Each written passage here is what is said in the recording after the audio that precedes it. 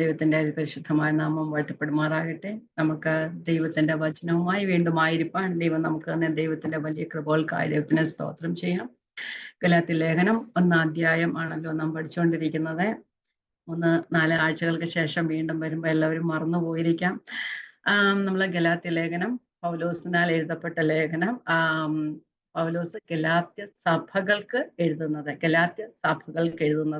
ഗലാത്യ സഭകൾ അന്ത്യോക്യ, ഇക്കോന്യ, ലുസ്ത്ര, ദർബ എന്നീ സഭകളാണ്. അന്ന് അവിടെ ഹൗസ് ചർച്ചസ് ആയിട്ട് അവർ കൂടി വന്നിരുന്നു. അപ്പൊ അതിനെയാണ് ഗലാത്യ സഭകൾ എന്ന് പറയുന്നത്. അത് ആ ഗലാത്യ സഭകൾക്ക് മുഴുവനായിട്ട് പൗലോസ് എഴുതുന്ന ലേഖനമാണ് ഗലാത്യ ലേഖനം എന്ന് പറയുന്നത്. അതിന്റെ 1 മുതൽ 5 വരെയുള്ള വാക്യങ്ങളിൽ പൗലോസ് അപ്പോസ്തലൻ എന്ന നിലയിൽ പൗലോസ് അപ്പോസ്തലൻ പറയുന്ന അപ്പോസ്തലൻ എന്ന നിലയിൽ തന്റെ അധികാരത്തെ വ്യക്തമാക്കുന്നു. പിന്നെ തന്റെ സന്ദേശമായ ദൈവകൃപയുടെ സുവിശേഷത്തെ കുറിച്ച് പറയുന്നു.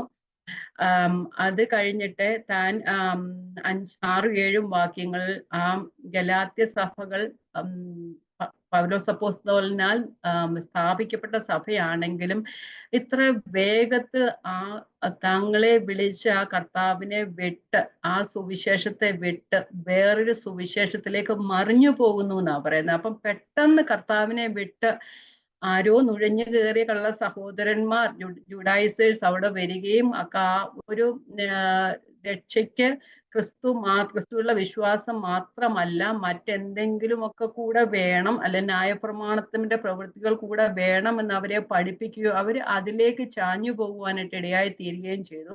അതുകൊണ്ടാണ് എത്ര ക്ഷണത്തിൽ നിങ്ങളെ വിളിച്ചവനെ വിട്ട് വേറൊരു സുവിശേഷത്തിലേക്ക് മറിഞ്ഞു പോകുന്നതുകൊണ്ട് ഞാൻ ആശ്ചര്യപ്പെടുന്നു എന്ന് പൗലോസ് അവിടെ പറയുന്നു. ആ സുവിശേഷത്തെ പറയുന്നത് മറിച്ചു കളയുന്ന സുവിശേഷമാണ്, അത് കലക്കിക്കളയുന്ന സുവിശേഷമാണ് എന്ന് പറയുന്നു. അപ്പം അത് കഴിഞ്ഞ് നമ്മള് പിന്നെ കാണുന്നത് പൗലോസ് അപ്പോസ്തലൻ താൻ അറിയിച്ച സുവിശേഷത്തെ കുറിച്ച് എന്താണ് താൻ അറിയിച്ച സന്ദേശം, അല്ലെ തന്റെ സന്ദേശം എന്താണെന്ന് വ്യക്തമാക്കുന്നു. പറയുന്നുണ്ട് അത് ക്രിസ്തുവിന്റെ സുവിശേഷമാണ്. അത് ഞാൻ നിങ്ങളോട് അറിയിച്ച സുവിശേഷം ക്രിസ്തുവിന്റെ സുവിശേഷമാണ്. ഇനി ഞാനോ അല്ലാതെ സ്വർഗത്തുനിന്നൊരു വേറെ ആരെങ്കിലുമോ അല്ലെങ്കിൽ സ്വർഗത്തുനിന്ന് വേറൊരു ദൂതനോ വന്ന സുവിശേഷം അറിയിച്ചാൽ അത് വേറൊരു സുവിശേഷം. നമ്മൾ പഠിച്ചു കഴിഞ്ഞ ക്ലാസ്സുകളിൽ അത് സുവിശേഷമേ അല്ല, വേറൊരു സുവിശേഷം എന്ന് പറയുന്നെങ്കിൽ അത് സുവിശേഷമേ അല്ല. അപ്പം അങ്ങനെ ഒരു സുവിശേഷം നിങ്ങളോട് അറിയിച്ചാൽ അവൻ ശപിക്കപ്പെട്ടവനെന്ന് പറയുന്നത്. ശാപഗ്രസ്തൻ എന്ന് പറഞ്ഞാൽ മരിക്കുന്ന കുറ്റം ചെയ്തവൻ എന്നാ പറയുന്നത്. അപ്പൊ ശാപഗ്രസ്തൻ അവൻ മരണത്തിന് യോഗ്യനാണ് എന്നാണ് അവിടെ പറയുന്നത്. അപ്പം പൗലോസ് അത് കഴിഞ്ഞിട്ട് പറയുന്നുണ്ട് 9-10 വാക്യങ്ങളിൽ പറയുന്നു, ഞാൻ മനുഷ്യരെ പ്രസാദിപ്പിക്കുന്നതല്ല ദൈവത്തെ പ്രസാദിപ്പിക്കുന്നതാണ്. മനുഷ്യരെ പ്രസാദിപ്പിക്കുകയാണെങ്കിൽ എനിക്ക് ആ ക്രിസ്തുവിന്റെ സുവിശേഷം മറ്റുള്ളവർ ചെയ്യുന്ന പോലെ മറിച്ചു കളയേണ്ടി വരും. കാരണം മനുഷ്യരുടെ മുഖം നോക്കി ചെയ്യുകയാണെങ്കിൽ ആ രീതിയിലായിരിക്കും സുവിശേഷം അറിയിക്കണം. പക്ഷെ ദൈവത്തെ പ്രസാദിപ്പിക്കുമ്പോൾ ആ ക്രിസ്തുവിന്റെ സുവിശേഷം അല്ലാതെ എനിക്ക് മറ്റൊന്നും പറവാനായിട്ടില്ല എന്ന് പറയുന്നുണ്ട്. പിന്നെ 11-12 വാക്യങ്ങൾ പറയുന്നുണ്ട്, താൻ അറിയിച്ച സുവിശേഷം മാനുഷികമല്ല, തനിക്കത് ദൈവത്തിൽ നിന്ന് കിട്ടിയതാണ് എന്ന് പറയുന്നുണ്ട്. 13 മുതലുള്ള വാക്യങ്ങൾ തനിക്ക് എങ്ങനെയാണ് താൻ സുവിശേഷത്തിലേക്ക് വന്നതെന്ന് പറയുന്നു. 13-ാമത്തെ വാക്യത്തിൽ പറയുന്നു, താൻ എവിടെയായിരുന്നു ആദിയിൽ, കർത്താവ് തന്നെ വിളിക്കുന്നതിന് മുമ്പേ താൻ എവിടെയായിരുന്നു എന്ന് പറയുന്നുണ്ട്. ഞാൻ യഹൂദ മതത്തിലെ എന്റെ മുൻപിലത്തെ നടപ്പ് നിങ്ങൾ കേട്ടിട്ടുണ്ടല്ലോ. ഞാൻ ക്രിസ്തുവിന്റെ സഭയെ അത്യന്തം മുടിച്ച് ജീവിക്കുന്ന ഒരു അവസ്ഥയായിരുന്നു, ക്രിസ്ത്യാനികളെ ഉപദ്രവിക്കുന്ന ഒരു അവസ്ഥയിലായിരുന്നു ഞാൻ നേരത്തെ ആയിരുന്നേ. അതിൽ നിന്ന് കർത്താവ് എന്നെ വിടുവിച്ചു, ആ ക്രിസ്തുവിന്റെ സുവിശേഷം അറിയിക്കുവാൻ എന്നെ ഏർപ്പെടുത്തി എന്ന് പറയുന്നുണ്ട്. നമ്മൾ 15 വരെയുള്ള വാക്യങ്ങളാണ് കഴിഞ്ഞ ക്ലാസ്സിൽ പഠിച്ചു നിർത്തിയത്. ഇനി നമുക്ക് 16-ാമത്തെ വാക്യത്തിലേക്ക് പോകാം. 15-ാമത്തെ വാക്യത്തില് പറയുന്നുണ്ട്, ഞാൻ വായിക്കാം. എന്റെ ജനനം മുതൽ 15-16 വാക്യങ്ങൾ വായിക്കാം.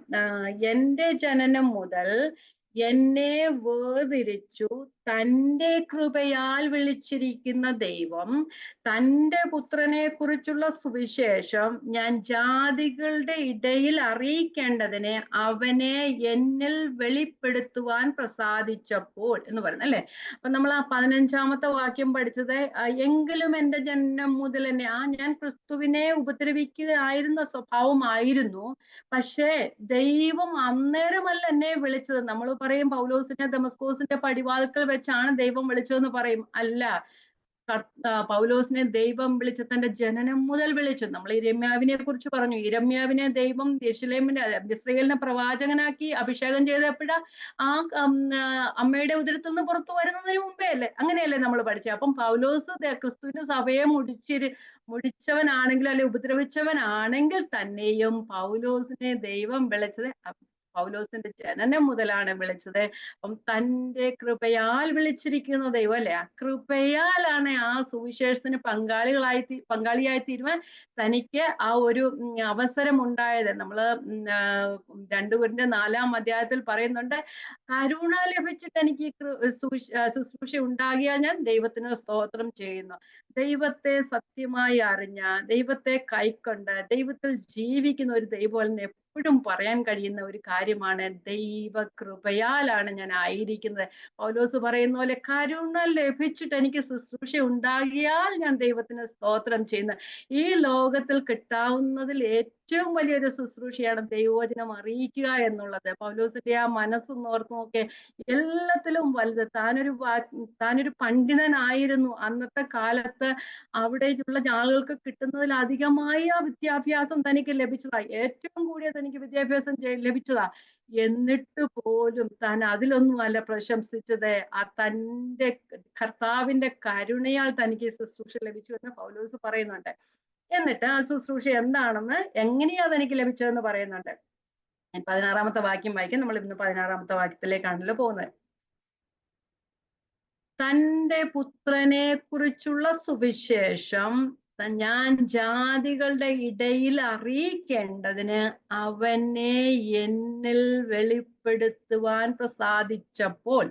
അപ്പൊ നമ്മൾ ഓരോ ഒരു കണ്ടിന്യൂസ് ആയിട്ടുള്ള ഒരു 3 വാക്യം ഒരുമിച്ചാണ് നമ്മൾ ഓരോ വാക്യ ശകലങ്ങൾ എടുത്താണ് പറയുന്നത്. നമ്മൾ കഴിഞ്ഞ ക്ലാസ്സിലും അങ്ങനെയല്ല ചെയ്തു പോരുന്നത്. ഓക്കെ, പൗലോസ് ഇവിടെ പറയുന്നു, തന്റെ പുത്രനെ എന്നിൽ വെളിപ്പെടുത്തുവാൻ ദൈവത്തിന് പ്രസാദം തോന്നി. കർത്താവ്, കഴിഞ്ഞ ക്ലാസ്സിൽ നാം പഠിച്ചത് പൗലോസിനെ ദൈവം എങ്ങനെയാണ് വിളിച്ചത്, അതുപോലെ തന്നെ നമ്മെ ദൈവം എങ്ങനെയാണ് വിളിച്ചതെന്ന്, ഓരോരുത്തരെയും ദൈവം എങ്ങനെയാ വിളിച്ചതെന്ന് നമ്മൾ പറഞ്ഞു. നമ്മൾ എഫേസ്യ ലേഖനം 1-ാം അധ്യായത്തിൽ നിന്നാണല്ലോ നാം സംസാരിച്ചത്. അപ്പൊ നമ്മെ ലോക സ്ഥാപനം തുമ്പേ ക്രിസ്തുവിൽ തെരഞ്ഞെടുത്തു. 5-ാം വാക്യത്തിൽ 1-4 അങ്ങനെയാണ് പറയുന്നത്. 5-ൽ പറയുന്നു ക്രിസ്തു മുഖാന്തരം നമ്മെ ദത്തെടുത്തു. 6-ൽ പറയുന്നു സ്നേഹത്തിൽ നമ്മെ മുൻനിയമിച്ചു. 7-ൽ പറയുന്നു ക്രിസ്തുവിന്റെ രക്തത്താൽ നമ്മെ വീണ്ടെടുത്തു. 8-ാമത്തെ വാക്യത്തെ പറയുന്നത് തന്റെ കൃപയാലാണ്. അങ്ങനെയെല്ലാം പറഞ്ഞു. അപ്പൊ അതെല്ലാം പൗലോസ് പറയുന്നു, തന്നെ ദൈവം വിളിച്ചു.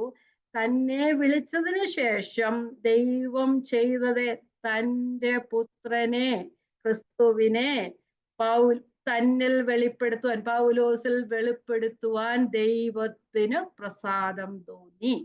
അപ്പം നമ്മെ ഓരോരുത്തരെയും ദൈവം വിളിച്ച ശേഷം ദൈവം ചെയ്യുന്നത് എങ്ങനെയാ, തന്റെ പുത്രനെ ക്രിസ്തുവിനെ നമ്മിൽ വെളിപ്പെടുത്തി.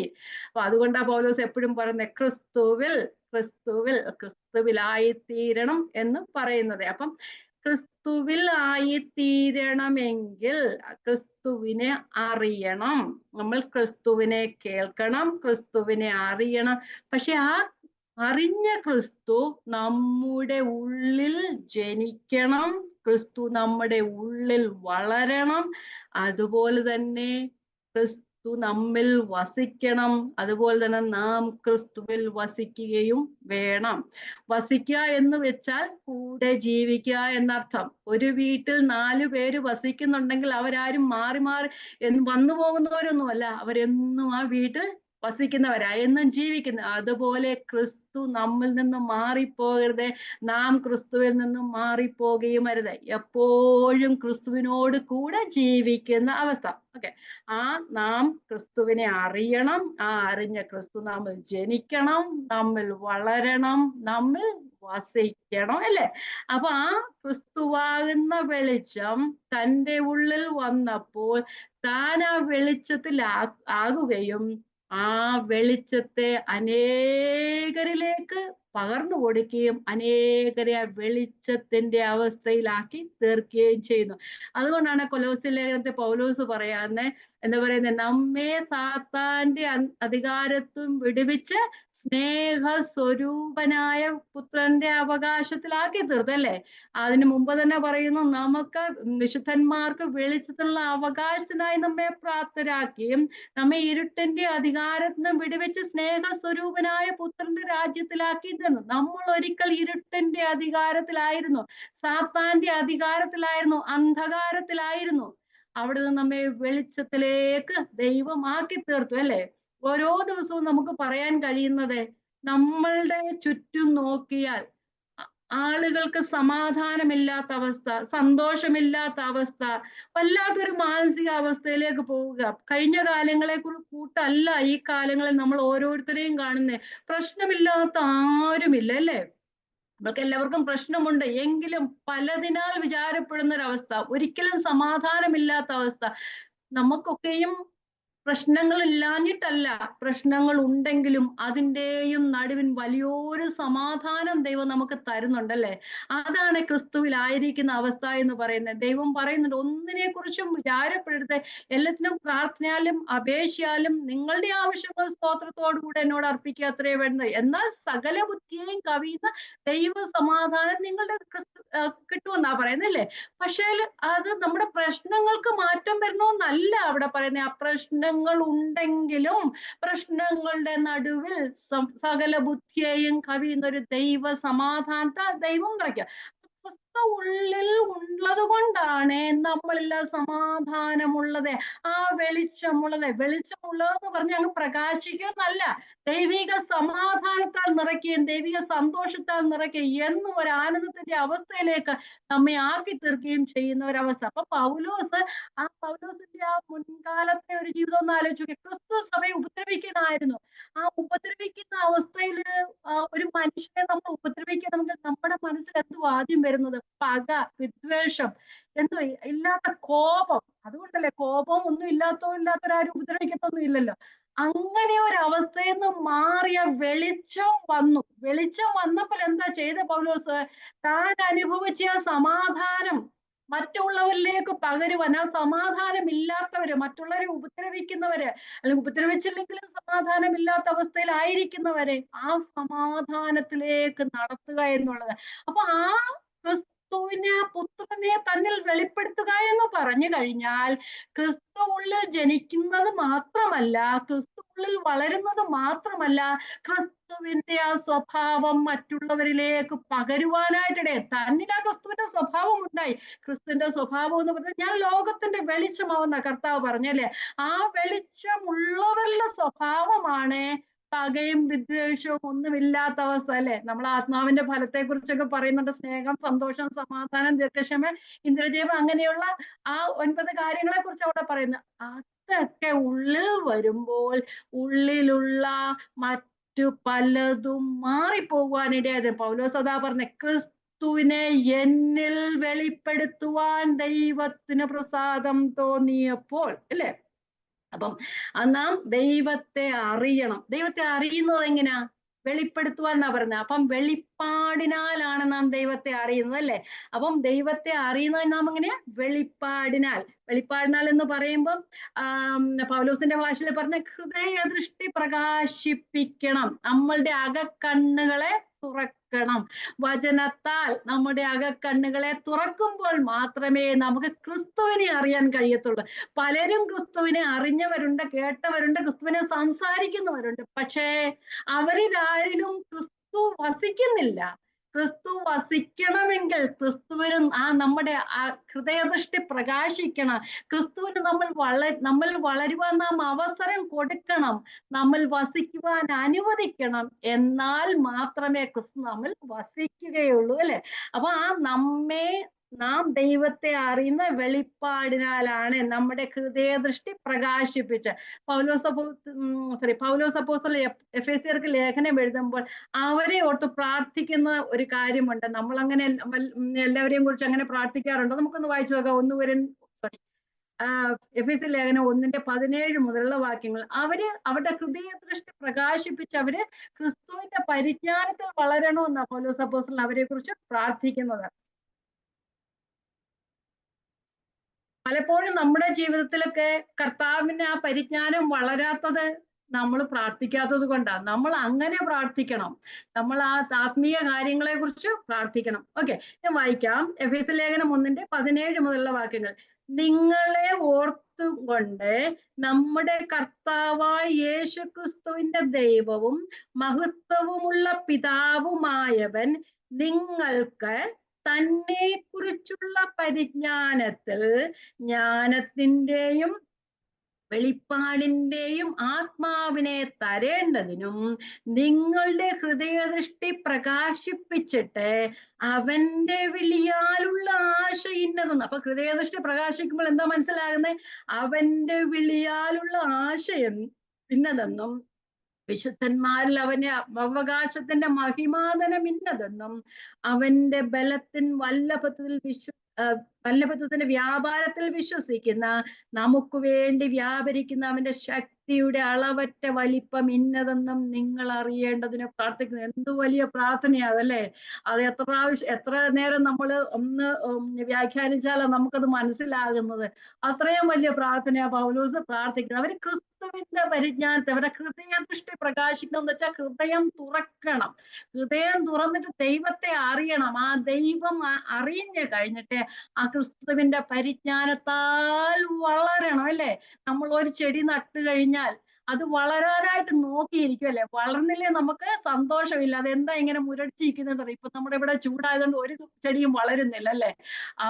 പക്ഷെ അതുകൊണ്ട് ആ എന്താ പറയുക, നമ്മൾ നട്ടു വളർത്തവർക്ക് ബുദ്ധിമുട്ടുണ്ട്. അതുപോലെ ക്രിസ്തുവും ദൈവവും നമ്മെ ജനിപ്പിച്ച ശേഷം നമ്മൾ വളരുവാനായിട്ട് നോക്കിയിരിക്കുന്ന ഒരു സ്വർഗീയ പിതാവുണ്ട്. നാം വളർന്നില്ലെങ്കിൽ കർത്താവിനത് പ്രയാസമായി തരും. നാം ക്രിസ്തുവിൽ വളരണം.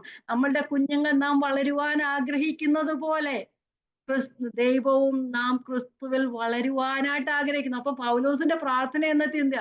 നിങ്ങളുടെ ഹൃദയദൃഷ്ടി പ്രകാശിക്കണം, നിങ്ങൾ ക്രിസ്തുവിൽ വളരണം. അപ്പൊ പൗലോസ് പറയുന്നു, തന്റെ പുത്രനെ എന്നിൽ വെളിപ്പെടുത്തുവാൻ ദൈവത്തിന് പ്രസാദം തോന്നി. അപ്പൊ ക്രിസ്തുവിനെ നാം അറിയണമെങ്കിൽ ദൈവത്തിന്റെ കൃപയാൽ ദൈവത്തിന് പ്രസാദം തോന്നിയാൽ മാത്രമേ നമുക്ക് ദൈവത്തെ അറിയുവാനായിട്ട് കഴിയുകയുള്ളൂ. അപ്പൊ നാം ദൈവത്തെ ക്രിസ്തുവിന്റെ പരിജ്ഞാനത്തിൽ നമ്മൾ പുതിയ നിയമത്തിലെ വിശുദ്ധന്മാർ മാത്രമല്ല, പഴയ നിയമ വിശുദ്ധന്മാരും ഇതിനു വേണ്ടി പ്രാർത്ഥിച്ചിരുന്നു. നമുക്കൊന്ന് വായിച്ചു നോക്കാം. മോശയെ ദൈവം വിളിച്ചു. പുറപ്പാട് 33:13. മോശയെ ദൈവം വിളിച്ചു അല്ലെ? മരുഭൂമിയിലായിരുന്നപ്പോ ദൈവം വിളിച്ചു. ആ ഇസ്രായേൽ ജനത്തെ മിസ്രൈമിൽ നിന്ന് പുറപ്പെടുവിച്ചു കൊണ്ടുവന്നു. ചെങ്കടലിൽ കടന്നു. വലിയ അത്ഭുതങ്ങളും അടയാളങ്ങളും എല്ലാം മോശ ചെയ്തു. ദൈവത്തിന്റെ കയ്യാൽ വീര്യപ്രവൃത്തികളെല്ലാം ചെയ്തു. എന്നിട്ടും മോശ പറയുക, കർത്താവേ നിന്നെ ഒന്ന് അറിയിക്കണമേ എന്ന് പറയുക. വായിച്ചു നോക്കാം. പുറപ്പാട് പുസ്തകം 33:13. പുറപ്പാട് 33:13. ആകയാൽ എന്നോട് കൃപയുണ്ടെങ്കിൽ നിന്റെ വഴി എന്നെ അറിയിക്കണമേ. നിനക്ക് എന്നോട് കൃപയുണ്ടാകുവാൻ തക്കവണ്ണം ഞാൻ നിന്നെ അറിയുമാറാകട്ടെ. മോശ ദൈവത്തെ അറിഞ്ഞില്ലേ? ദൈവത്തിന്റെ കൂടെ 40 ദിവസം അല്ലെ 80 ദിവസം കൂടെ ഇരുന്നില്ലേ രാവിലെ പകലും? എന്നിട്ടെന്നാ മോശ ദൈവത്തെ അറിഞ്ഞില്ലേ? അല്ല, ആ ദൈവം ആരാടെന്ന് അടുത്തെറിഞ്ഞ് കർത്താവിന്റെ മനസ്സറിയുവാനാണ് നമ്മള് റോമാലേഖനത്തിൽ പറഞ്ഞ ക്രിസ്തുവിന്റെ മനസ്സറിഞ്ഞവനാർ എന്നല്ലേ പറയുന്നത്. അപ്പൊ ക്രിസ്തുവിന്റെ മനസ്സറിയണമെന്ന് പറഞ്ഞാൽ ആ ദൈവത്തിൽ പൂർണ്ണമായും ആശ്രയിക്കണം. ദൈവത്താൽ അല്ലാതെ എനിക്കൊന്നും ചെയ്യുവാൻ കഴിയുകയില്ല. എന്നിൽ സംഭവിക്കുന്ന എല്ലാ കാര്യങ്ങളും ദൈവം അറിഞ്ഞാണ് സംഭവിക്കുക. ആ ദൈവത്തിൽ പൂർണ്ണമായും ആശ്രയം വെക്കുന്നൊരവസ്ഥ. അപ്പൊ മറ്റൊന്നിനെ കുറിച്ച് ഒരു ചിന്തയുമില്ല. കർത്താവെ നിന്നെ ഒന്ന് അറിയുമാറാകട്ടെ. ഇത്രയും നാള് കൂടെ നടന്നൊരു മോശ പറയുകയാണ്, നിന്നെ ഒന്ന് അറിയുമാറാകട്ടെ. സങ്കീർത്തനക്കാരൻ പറയുന്നുണ്ടല്ലോ, മാൻ നീർത്തോടുകളിലേക്ക് ചെല്ലുവാൻ കാംക്ഷിക്കുന്നത് പോലെ ദൈവമേ എന്റെ ആത്മാവോ നിന്നോട് ചേരുവാൻ കാംക്ഷിക്കുന്നു അല്ലേ? നമ്മള് ദാവീദിനെ കുറിച്ച് പറയുമ്പോൾ ദാവീദ് മരുഭൂമിയിലൊക്കെ പോയി സ്വന്തം പുത്രനെ തന്നെ പേടിച്ച് അബ്ശലോമിനെയൊക്കെ പേടിച്ച് മരുഭൂമിയിലൊക്കെ പോയി താമസിക്കുക. എന്നിട്ട് ഒരു സങ്കീർത്തനം എഴുതി അതെല്ലാം തിരിച്ചു വന്നു കഴിഞ്ഞ സങ്കീർത്തനം, കർത്താവെ നിന്റെ ആലയത്തിൽ കഴിയുന്ന ഒരു ദിവസം വേറെ 1000 ദിവസങ്ങളേക്കാൾ ഉത്തമമാണല്ലോ എന്ന് പറയാ. കർത്താവിന്റെ സന്നിധിയിലായിരിക്കുന്ന ഒരു സമയം അത് ഏറ്റവും വിശിഷ്ടമായ സഭ. ആ ദൈവത്തെ മുറുകെ പിടിച്ച ആ ദൈവം എന്ന് പറഞ്ഞ ദൈവമല്ലാതെ എനിക്ക് ആരുമില്ല എന്ന് വിശ്വസിക്കുന്ന ഒരവസ്ഥ, ആ അവസ്ഥയിലേക്ക് ആയിത്തീരുവാൻ നമുക്കും ആയിത്തീരണം. അപ്പം ക്രിസ്തുവിനെ അറിയണമെങ്കിൽ നാം പറഞ്ഞു വന്ന ക്രിസ്തുവിനെ നാം അറിയണമെങ്കിൽ ക്രിസ്തു ദൈവം ക്രിസ്തുവിനെ നമ്മൾ വെളിപ്പെടുത്തണം. അത് അതിനെ വെളിപ്പെടുത്തുവാൻ ദൈവത്തിന് പ്രസാദം തോന്നി. അപ്പൊ അത് നാം ദൈവത്തിന്റെ ആത്മാവിനാലാണ് കർത്താവിനെ അറിയുന്നത്. ദൈവത്തിന്റെ ആത്മാവിനാൽ ദൈവം നമ്മുടെ ഉള്ളിൽ ദൈവത്തിന്റെ ആത്മാവിനെ ആക്കി. നാം ക്രിസ്തുവിലേക്ക് വന്നപ്പോൾ ദൈവത്തിന്റെ പരിശുദ്ധാത്മാവിനെ നമ്മ മുദ്രയിട്ട് ക്രിസ്തുവിന്റെ ആത്മാവിനെ നമ്മൾ തന്നല്ലേ. ആ വെളിപ്പാടിനാൽ നാം അറിയുന്നെങ്കിൽ അതാ ദൈവത്തിന്റെ ആത്മാവിനാലാണ് ദൈവം നമ്മെ അറിയുന്നത്. അപ്പം കൊരിന്ത്യർ ലേഖനത്തിൽ നാം വായിക്കുന്നുണ്ട്, ദൈവത്തിന്റെ ആഴങ്ങളെ അറിയുന്നതിന് വേണ്ടി ദൈവത്തിന്റെ പരിശുദ്ധാത്മാവിനെ നമ്മൾ നൽകിയിരിക്കുന്നു. ഒന്ന് വായിച്ചു പോകാം. 1 Corinthians 2:9 മുതലുള്ള വാക്യം നമുക്ക് എല്ലാവർക്കും അറിയാവുന്ന വാക്യങ്ങളാണ്. അനേകരും തെറ്റിദ്ധരിച്ച് വ്യാഖ്യാനിക്കുന്ന വാക്യങ്ങളാണ് അല്ലെ. 1 Corinthians 2:9 ദൈവം തന്നെ സ്നേഹിക്കുന്നവർക്ക് ഒരുക്കിയിട്ടുള്ളത് കണ്ണ് കണ്ടിട്ടില്ല.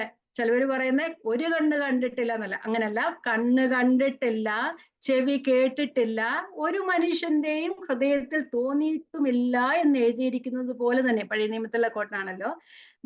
10 നമുക്കോ ദൈവം തന്റെ ആത്മാവിനാൽ വെളിപ്പെടുത്തിയിരിക്കുന്നു. ആത്മാവ് സകലത്തെയും ദൈവത്തിന്റെ ആഴങ്ങളെയും അറിയുന്നു. അപ്പം ദൈവത്തിന്റെ ആഴങ്ങളെ അറിയണമെങ്കിൽ, അല്ലെങ്കിൽ ദൈവത്തിന്റെ വചനങ്ങളെ അറിയണമെങ്കിൽ, അല്ലെങ്കിൽ ദൈവത്തെ അറിയണമെങ്കിൽ ദൈവത്തിന്റെ ആത്മാവിനാൽ നമുക്ക് വെളിപ്പെടുത്തി തന്നാലേ കഴിയുള്ളൂ അല്ലെ. അപ്പം 11ാമത്തെ വാക്യം, മനുഷ്യനിലുള്ളത് അവനിലെ മനുഷ്യാത്മാവല്ലാതെ മനുഷ്യല്ലാതെ എന്ന് പറഞ്ഞു കഴിഞ്ഞാൽ ഒരു മനുഷ്യൻ മറ്റുള്ള മനുഷ്യരോട് പറയാതെ ഒരു കാര്യം മനുഷ്യന്റെ മനസ്സിലെ ആർക്കും അറിയത്തില്ല. മനുഷ്യന്റെ ആത്മാവിന് മാത്രമേ ഒരു മനുഷ്യന്റെ ചിന്തകളെ അറിയാനായിട്ട് കഴിയത്തുള്ളൂ. അതുപോലെ തന്നെ ദൈവത്തിലുള്ളത് ദൈവാത്മാവല്ലാതെ ആരും ഗ്രഹിച്ചിട്ടില്ല. ദൈവത്തിലുള്ള കാര്യങ്ങൾ അറിയണമെങ്കിൽ ദൈവാത്മാവിനെ അറിയത്തുള്ളൂ. അതറിയാൻ വേണ്ടിയാണ് ദൈവത്തിന്റെ ആത്മാവിനെ നമ്മുടെ ഉള്ളിൽ തന്നിരിക്കുന്നത്. നാമോ ലോകത്തിന്റെ ആത്മാവിനെ അല്ല, ദൈവം നമുക്ക് നൽകിയത് അറിവാനായി ദൈവത്തിൽ നിന്നുള്ള ആത്മാവിനെ അത്രേ പ്രാപിച്ചത്. അപ്പൊ നാം പ്രാപിച്ചത് ഏതാത്മാവാ? മനുഷ്യന്റെ ആത്മാവല്ല, ലോകത്തിന്റെ ആത്മാവല്ല. ദൈവം നമുക്ക് നൽകിയത് അറിവാനായി ദൈവത്തിൽ നിന്നുള്ള ആത്മാവിനെ അത്രേ പ്രാപിച്ചത്. അങ്ങനെ അവിടെ അപ്പം ദൈവം വെളിപ്പെടുത്തി ദൈവത്തിന്റെ ആത്മാവിനാൽ നമുക്ക് വെളിപ്പെടുത്തി തന്നാൽ മാത്രമേ ദൈവത്തെ അറിയുവാനായിട്ട് അല്ലെങ്കിൽ ക്രിസ്തുവിനെ അറിയുവാനായിട്ട് കഴിയുള്ളൂ. പൗലോസ് പറയുക, എന്നെ ദൈവം വിളിച്ചതിന് ശേഷം എന്തുവാ ചെയ്തേ? തന്റെ പുത്രനെ എന്നിൽ വെളിപ്പെടുത്തുവാൻ ദൈവത്തിന് പ്രസാദം തോന്നി അല്ലെ. ഞാൻ മുമ്പേ പറഞ്ഞതുപോലെ ക്രിസ്തുവിനെ ലോകത്തിൽ അറിഞ്ഞവർ അനേകരുണ്ട്, പക്ഷേ ക്രിസ്തു ഉള്ളിൽ വന്നവർ ചുരുക്കം മാത്രമുണ്ട്. കർത്താവായി യേശു ക്രിസ്തു ഈ ലോകത്തിലായിരുന്നപ്പോ പാലസ്തീനിൽ ഉണ്ടായിരുന്ന മുഴുവൻ ആൾക്കാരും, ഈവൻ എന്താ പറയുന്നത്, യഹൂദിയിലുള്ളവരും എല്ലാ ആൾക്കാരും അവിടെയുള്ള എല്ലാ ആൾക്കാരും കർത്താവിനെ കണ്ടവരാണ് അല്ലെ. ശമര്യയിലുള്ളവർ പോലും എല്ലാവരും കർത്താവിനെ കണ്ടവരാണ്. പക്ഷെ കർത്താവിനെ അറിഞ്ഞവർ എത്ര പേരുണ്ട്? ഒരു ചെറിയൊരു എക്സാമ്പിൾ നോക്കുകയാണെങ്കിൽ കർത്താവിന്റെ ഒരു വലിയ ക്രൂസൈഡ്, വലിയ ക്രൂസൈഡ് ചെറിയ ക്രൂസൈഡ് നമുക്ക് അറിയത്തില്ല, ഒരു ക്രൂസൈഡിൽ 5000 പേരിലധികം അപ്പം കൊടുത്തവരെ ഓർക്കുന്നുണ്ടല്ലോ. കർത്താവ് അപ്പം കൊടുത്ത് പോഷിപ്പിച്ചത്. അപ്പൊ 5000-ലധികം പുരുഷന്മാരുണ്ടായിരുന്നു. അപ്പൊ എത്ര സ്ത്രീകൾ ഉണ്ടായിരുന്നു, എത്ര കുട്ടികൾ ഉണ്ടായിരുന്നു? നമ്മളൊക്കറിയാം, പുരുഷന്മാരെക്കാളും അധികമായി ദൈവവചനം കേൾക്കാൻ പോകുന്ന സ്ത്രീകളെ അല്ലെ. അപ്പം കൂടുതൽ സ്ത്രീകളായിരിക്കും, അത് കഴിഞ്ഞ് കൂടുതൽ കുട്ടികളും കാണും. അത്രയുമുള്ള ആൾക്കാര് ദൈവത്തെ കണ്ടവരാണ്, ദൈവത്തിന്റെ അത്ഭുതം അനുഭവിച്ചവരാണ്. രോഗസൗഖ്യമൊക്കെ ആൾക്കൊക്കെ വന്ന് കാണുമായിരിക്കാം, ഇഷ്ടംപോലെ വന്ന് കാണുമായിരിക്കാം. കർത്താവിന്റെ വസ്ത്രത്തെ തൊടുന്നവർ പോലും ഒന്ന് സൗഖ്യമായിട്ടുണ്ടെങ്കിൽ എത്രയോ ആൾക്കാർ ഒന്ന് സൗഖ്യം പ്രാപിച്ചു കാണാം. പക്ഷേ നമുക്ക് നോക്കി എത്ര പേര് കർത്താവിനെ പിന്തുടർന്നു? 5000 ഒന്നെടുത്തോ? ഇല്ല. പിന്നെ ഒരു 70 പേരുണ്ടായിരുന്നു. ആ 70 പേരും കർത്താവിനെ വിട്ടുപോയി. കർത്താവ് പറഞ്ഞു, അവസാനം 12 ശിഷ്യന്മാര് മാത്രം ആയപ്പം കർത്താവ് പറഞ്ഞു, നിങ്ങൾക്കും വേണം എന്നെ വിട്ടുപോകാൻ പറഞ്ഞു. അപ്പം പത്രോസ് പറഞ്ഞു, എന്താ പറഞ്ഞേ? നിത്യജീവന്റെ മുഴുവൻ നിന്നിലുണ്ട്, ഞങ്ങൾ നിന്നെ വിട്ടിട്ട് എവിടേക്ക് പോകുമെന്ന് ചോദിച്ചു കേട്ടോ. അപ്പൊ ഈ 12 പേരായി. പക്ഷെ അതിലും ഒരു 3 പേര് ഇന്റേണൽ സർക്കിളിലുള്ള ഒരു 3 പേരുണ്ടായിരുന്നല്ലേ. അത്രയും ഉള്ളൂ ദൈവത്തെ അറിയുന്നവർ. എല്ലാവരും ദൈവത്തെ അറിഞ്ഞു. മറ്റു ശിഷ്യന്മാരുടെ ഒക്കെ പേരുകൾ പോലും നമ്മൾ പിന്നെ കേൾക്കുന്നില്ല. ഒന്ന് ആലോചിച്ച് നോക്കിയേ, കർത്താവിൽ വസിക്കുന്നവർ എത്ര പേരുണ്ട്? ആ ചുരുക്കം പേര് മാത്രമേ ഉള്ളൂ. അനേകർ കർത്താവിനെ അറിയുന്നു എങ്കിലും, കേൾക്കുന്നു എങ്കിലും, കർത്താവ് ദൈവമക്കളാണെന്ന് പറയുന്നു എങ്കിലും, ആ ഇന്റേണൽ സർക്കിൾ വരുമ്പോൾ ആ കർത്താവിനെ ആത്മാർത്ഥമായി അറിയുന്നവർ ചുരുക്കം മാത്രമേ ഉള്ളൂ. എല്ലാ കാലത്തും ദൈവം ഒരു ശേഷിപ്പിനെ വെച്ചിട്ടുണ്ട്. നമുക്കും ആ കൂട്ടത്തിലായിത്തീരാം, ആ ചുരുക്കം പേരിലായിത്തീരാം. അതിനാ ദൈവം നമ്മെ വിളിച്ചിരിക്കുന്നത്. എഫേസ്യ ലേഖനം 1-ാം അധ്യായം പറയുന്നു, നാം അവന്റെ സന്നിധിയിൽ വിശുദ്ധരും നിഷ്കളങ്കരും ആകേണ്ടതിന് ദൈവം ലോകസ്ഥാപനത്തിനു മുമ്പേ ദൈവം നമ്മെ തിരഞ്ഞെടുത്ത് ക്രിസ്തുവിലാക്കിയിരിക്കുക. ആ ക്രിസ്തുവിനെ നമ്മൾ വെളിപ്പെടുത്തുവാൻ ദൈവത്തിന് പ്രസാദം. നമുക്കറിയാം, പ്രസംഗങ്ങൾ കേൾക്കുന്നവർ അനേകരാ. അപ്പൊ ബൈബിൾ സ്റ്റഡിക്ക് വരുന്നവര്, അത് സ്ഥിരമായിട്ട് വരുന്നവര് വിരലിൽ എണ്ണാവുന്നതേ ഉള്ളൂ അല്ലേ. അപ്പൊ ബൈബിൾ സ്റ്റഡിക്ക് വരുന്നവരൊക്കെ എന്നെ അറിയണ്ടേ, എന്തുവാ അവര് വരുന്നു എന്നും വരാൻ കാര്യം? ആ ക്രിസ്തുവിന്റെ പരിജ്ഞാനത്തിൽ വളരണം, വചനം വീണ്ടും അറിയണം എന്ന ആഗ്രഹമുള്ളവരാ അങ്ങനെ വരുന്നത്. അല്ലാതെ നമ്മൾ നോക്കിക്കഴിഞ്ഞാൽ ഒരു പ്രസംഗത്തിന് വലിയ ക്രൂസൈഡിലൊക്കെ എത്ര ആൾക്കാരാ വരുന്നേ. അവരൊക്കെ ആ വലിയ ജനക്കൂട്ടത്തിന്റെ കീഴിൽ ഇരിക്കുന്നവരാ. പക്ഷെ ആ ചെറിയ ചുരുക്കം പേരിലേക്ക് ദൈവം അറിയിക്കാൻ ദൈവം ആഗ്രഹിക്കുന്നത്, ആ ക്രിസ്തുവിനെ കൂടെ ഇരിക്കാൻ ആഗ്രഹിക്കുന്നവർ, ക്രിസ്തുവിനോട് കൂടെ. കർത്താവ് തന്റെ ശിഷ്യന്മാരെ തെരഞ്ഞെടുത്ത് എന്തിനു വേണ്ടി? തന്നോട് കൂടെ ഇരിക്കേണ്ടതിനും പ്രസംഗിക്കേണ്ടതിനും അയക്കണം. ആ കൂടെ ഇരിക്കുന്നത് ആദ്യം കർത്താവ് അങ്ങനെ എഴുതിയിരിക്കുന്നത് അല്ലേ. തന്നോട് കൂടെ ഇരിക്കേണ്ടതിനും പ്രസംഗിക്കേണ്ടതിന് അയക്കേണ്ടതിന്. അപ്പം പിന്നെ ആ പ്രസംഗമൊക്കെ ആദ്യം കൂടെ ഇരിക്കുക വേണ്ടേ. അപ്പം കർത്താവിനോട് കൂടെ ഇരിക്കുന്ന ചുരുക്കം പേരിൽ ആകുവാൻ ദൈവം നമ്മെ ഇടയാക്കി തീർക്കട്ടെ. കാരണം കർത്താവിന് നമ്മൾ പ്രസാദം ഉണ്ടായാൽ മാത്രമേ തന്റെ പുത്രനെ കുറിച്ച് നമുക്ക് വെളിപ്പെടുത്തുവാൻ ഇടയായിത്തീരുള്ളൂ. എന്നിട്ട് കർത്താവ് നമ്മുടെ ഹൃദയദൃഷ്ടികളെ തുറക്കണം, കർത്താവിന്റെ പരിജ്ഞാനത്തിൽ വളരണം. ആ കർത്താവിന്റെ പരിജ്ഞാനത്തിൽ വളർന്നവർക്ക് മാത്രമേ മറ്റുള്ളതിനെയൊക്കെ ഉപേക്ഷിച്ച്, നമുക്കും പല കാര്യങ്ങളും ഉണ്ട് നമുക്കല്ലേ, നമുക്ക് എന്തൊക്കെ കാര്യങ്ങൾ ഇടപെടാമായിരുന്നു. ഇത്രയും സമയം നാം വേർതിരിച്ച് ഏകാഗ്രതയോടെ ആ ദൈവത്തിന്റെ സന്നിധിയിൽ ഇരിക്കുന്ന എന്തുകൊണ്ടാ? നമ്മിൽ ക്രിസ്തു ഉണ്ടായത് കൊണ്ടാ, ആ പരിജ്ഞാനത്തിൽ വളരാൻ നാം ആഗ്രഹിക്കുന്നതുകൊണ്ടാ, ദൈവം നമ്മൾ പ്രസാദം തോന്നിയത് കൊണ്ടാ. എല്ലാവർക്കും ലഭിക്കാത്ത ഒരു വലിയ ഭാഗ്യം ദൈവം നമുക്ക് തന്നതിനായ ദൈവത്തിന് സ്തോത്രം. എല്ലാ ദിവസവും നാം സ്തോത്രം ചെയ്യേണ്ടേ. അങ്ങനെയാ നമ്മുടെ ചുറ്റും, ഞാൻ നേരെ പറഞ്ഞു, നമ്മുടെ ചുറ്റും നോക്കിയ പ്രശ്നങ്ങളിലൂടെ കടന്നു പോകുന്നത് എല്ലാത്തിനും പ്രശ്നങ്ങളാ. ജോലിയിൽ പ്രശ്നം, വീട്ടിൽ പ്രശ്നം, സമൂഹത്തിൽ പ്രശ്നം. പക്ഷെ നമ്മൾക്കും പ്രശ്നങ്ങൾ ഇല്ലാഞ്ഞിട്ടല്ല, അതിൻ്റെ നടുവിലും കർത്താവിൽ ഇരിപ്പാനും ദൈവത്തിന്റെ വചനം കേൾക്കുവാനും ദൈവം ഒരവസരം തരുന്നത്, ദൈവം നമ്മെ അത്രമാത്രം സ്നേഹിക്കുന്നത് കൊണ്ടാ. തൻ്റെ പുത്രനെ നമുക്ക് തരുവാൻ കർത്താവിന് പ്രസാദം തോന്നിയെങ്കിൽ ആ പുത്രനോട് കൂടെ ഇരിപ്പാൻ, ആ ദൈവത്തോട് കൂടെ ഇരിപ്പാൻ ദൈവം എന്നും നമ്മളെ കുറിച്ച് ആഗ്രഹിക്കുന്നുണ്ട്. അതുകൊണ്ട് ഈ അവസരം നമുക്ക് വെറുതെ കിട്ടിയതല്ല, ദൈവത്തിന്റെ കരുണയാൽ നമുക്ക് ലഭിച്ച അവസരമാണ്. അതിനായി ദൈവത്തിന് നമുക്ക് സ്തോത്രം ചെയ്യാം. അപ്പം ഇവിടെ പറഞ്ഞത്, ആ കർത്താവിന് തന്നെ വിളിച്ചതിന് ശേഷം ദൈവം ചെയ്തത്, തൻ്റെ പുത്രനെ തനിക്ക് വെളിപ്പെടുത്തുവാൻ ദൈവത്തിന് പ്രസാദം തോന്നി. അപ്പം അവിടെ നമ്മൾ അടുത്ത വാക്ക് വരുന്നത്, തന്നിൽ ദൈവത്തിന് പ്രസാദം തോന്നി. എങ്ങനെയാ? തന്നിൽ വെളിപ്പെടുത്തുവാൻ. അപ്പൊ നാം വിചാരിക്കുമ്പോൾ അല്ല ദൈവം നമ്മെ വെളിപ്പെടുത്തുന്നത്, അത് കർത്താവിന്റെ സമയത്താ. പക്ഷേ പ്രോബ്ലം എന്താണ്? നാം എപ്പോഴും അവൈലബിൾ ആയിരിക്കണം. ദൈവം നമ്മെ എപ്പോഴാണ് വിളിക്കുന്നത് നമുക്കറിയത്തില്ല. നാം അവൈലബിൾ ആയി ഇരുന്നാൽ മാത്രമേ ദൈവത്തിന് നമ്മെ ക്രിസ്തുവിനെ നമ്മെ വെളിപ്പെടുത്തുവാനായിട്ട് കഴിയും. ദൈവത്തിന് പ്രസാദമുണ്ട്, പക്ഷേ നാം എപ്പോഴും ദൈവത്തിന് സന്നിധിയിൽ അവൈലബിൾ ആയിരുന്നാൽ മാത്രമേ ഉള്ളൂ. ദൈവം ആരെയും നിർബന്ധിക്കുകയില്ല. ചോയ്സ് നമ്മുടേതാണ്. നല്ലത് തിരഞ്ഞെടുക്കുക. നമ്മള് ദിനവൃത്താന്ത പുസ്തകത്തിൽ വായിക്കുന്നുണ്ട്, മിസ്രയീമിൽ നിന്നും പുറപ്പെടുവിച്ച ഒരു ജനം, അവരോട് പറയുന്ന ശാപവും ജീവനും നിങ്ങളുടെ മുമ്പിൽ വെച്ചിരിക്കുന്നു. നിങ്ങൾക്ക് ജീവനെ തിരഞ്ഞെടുക്കാം, അല്ലെങ്കിൽ ശാപത്തെ തിരഞ്ഞെടുക്കാം. പക്ഷെ അധികം പേരും തിരഞ്ഞെടുത്തത് ശാപമാ തിരഞ്ഞെടുത്തല്ലേ. ജീവനിലേക്ക് പോകാനുള്ള എല്ലാ അവസരങ്ങളും അവർക്കുണ്ടായിരുന്നു. കർത്താവിനെ അറിഞ്ഞവർ, കർത്താവിനെ കണ്ടവർ, അത്ഭുതം കണ്ടവർ, അത്ഭുതം അനുഭവിച്ചവർ. പക്ഷേ ജീവനെ തെരഞ്ഞെടുത്ത് ചുരുക്കം പേർ മാത്രമാണ് ഉണ്ടായിരുന്നത്. നമുക്കും തിരഞ്ഞെടുക്കാനുള്ള, ദൈവം നമ്മെ തിരഞ്ഞെടുത്തു. ചോയ്സ് നമ്മുടേതാണ്. നാം കർത്താവിന് എപ്പോഴും അവൈലബിൾ ആയിരിക്കുക. അപ്പം പൗലോസ് പറയുകയാണ്, തന്നെ വെളിപ്പെടുത്തുവാൻ ദൈവത്തിന് പ്രസാദം തോന്നി. അത് പൗലോസിന്റെ പ്രവൃത്തി കൊണ്ടല്ല, അല്ലേ? പൗലോസിന്റെ പ്രവൃത്തി കൊണ്ടാണോ ദൈവത്തിന് പ്രസാദം തോന്നിയ? പൗലോസിന്റെ പ്രവൃത്തി എന്തായിരുന്നു? ദൈവത്തിന്റെ ജനത്തെ ഉപദ്രവിക്കുകയായിരുന്നു. ആ ഉപദ്രവിച്ച പൗലോസിന്റെ സ്വഭാവം കൊണ്ട് നോക്കിയാൽ ദൈവത്തിന് പ്രസാദം തോന്നുക ഇല്ല, ഒരിക്കലും തോന്നില്ല. പക്ഷേ ദൈവത്തിന്റെ തെരഞ്ഞെടുപ്പ് പ്രത്യേകമാണ്. പൗലോസിനെ വിളിച്ചത്, പൗലോസ് ദൈവത്തെ ഉപദ്രവിക്കുമ്പോഴല്ല, പൗലോസിന്റെ ജനനം മുതൽ പൗലോസിനെ വിളിച്ചു വേർതിരിച്ച ദൈവം. അപ്പം പൗലോസ് ഉപദ്രവിക്കുന്നതിന്, ക്രിസ്തുവിന്റെ സഭയെ ഉപദ്രവിക്കുന്നതിന് മുമ്പേ പൗലോസിനെ ദൈവം വിളിച്ചു വേർതിരിച്ചു. തന്റെ പുത്രനെ തന്നിൽ വെളിപ്പെടുത്തുവാൻ ദൈവത്തിന് പ്രസാദം തോന്നി. ദൈവത്തിന്റെ സെലക്ഷൻ ഭയങ്കരമാണ്. അത് ദൈവത്തിന്റെ പരമാധികാരത്തിലുള്ള ഒരു സീക്രട്ട് സെലക്ഷൻ. അത് ആർക്കും മനസ്സിലാകുകയില്ല, അല്ലേ? അപ്പം ദൈവത്തിന്റെ സെലക്ഷനെ കുറിച്ചിട്ട് റോമാലേഖനത്തില് പഴയ നിയമത്തിലെ ഒരു എക്സാമ്പിൾ പറയുന്നുണ്ട്. നമുക്കൊന്ന് വായിച്ചു നോക്കാം. റോമാലേഖനം 9:10 മുതലുള്ള വാക്യങ്ങൾ.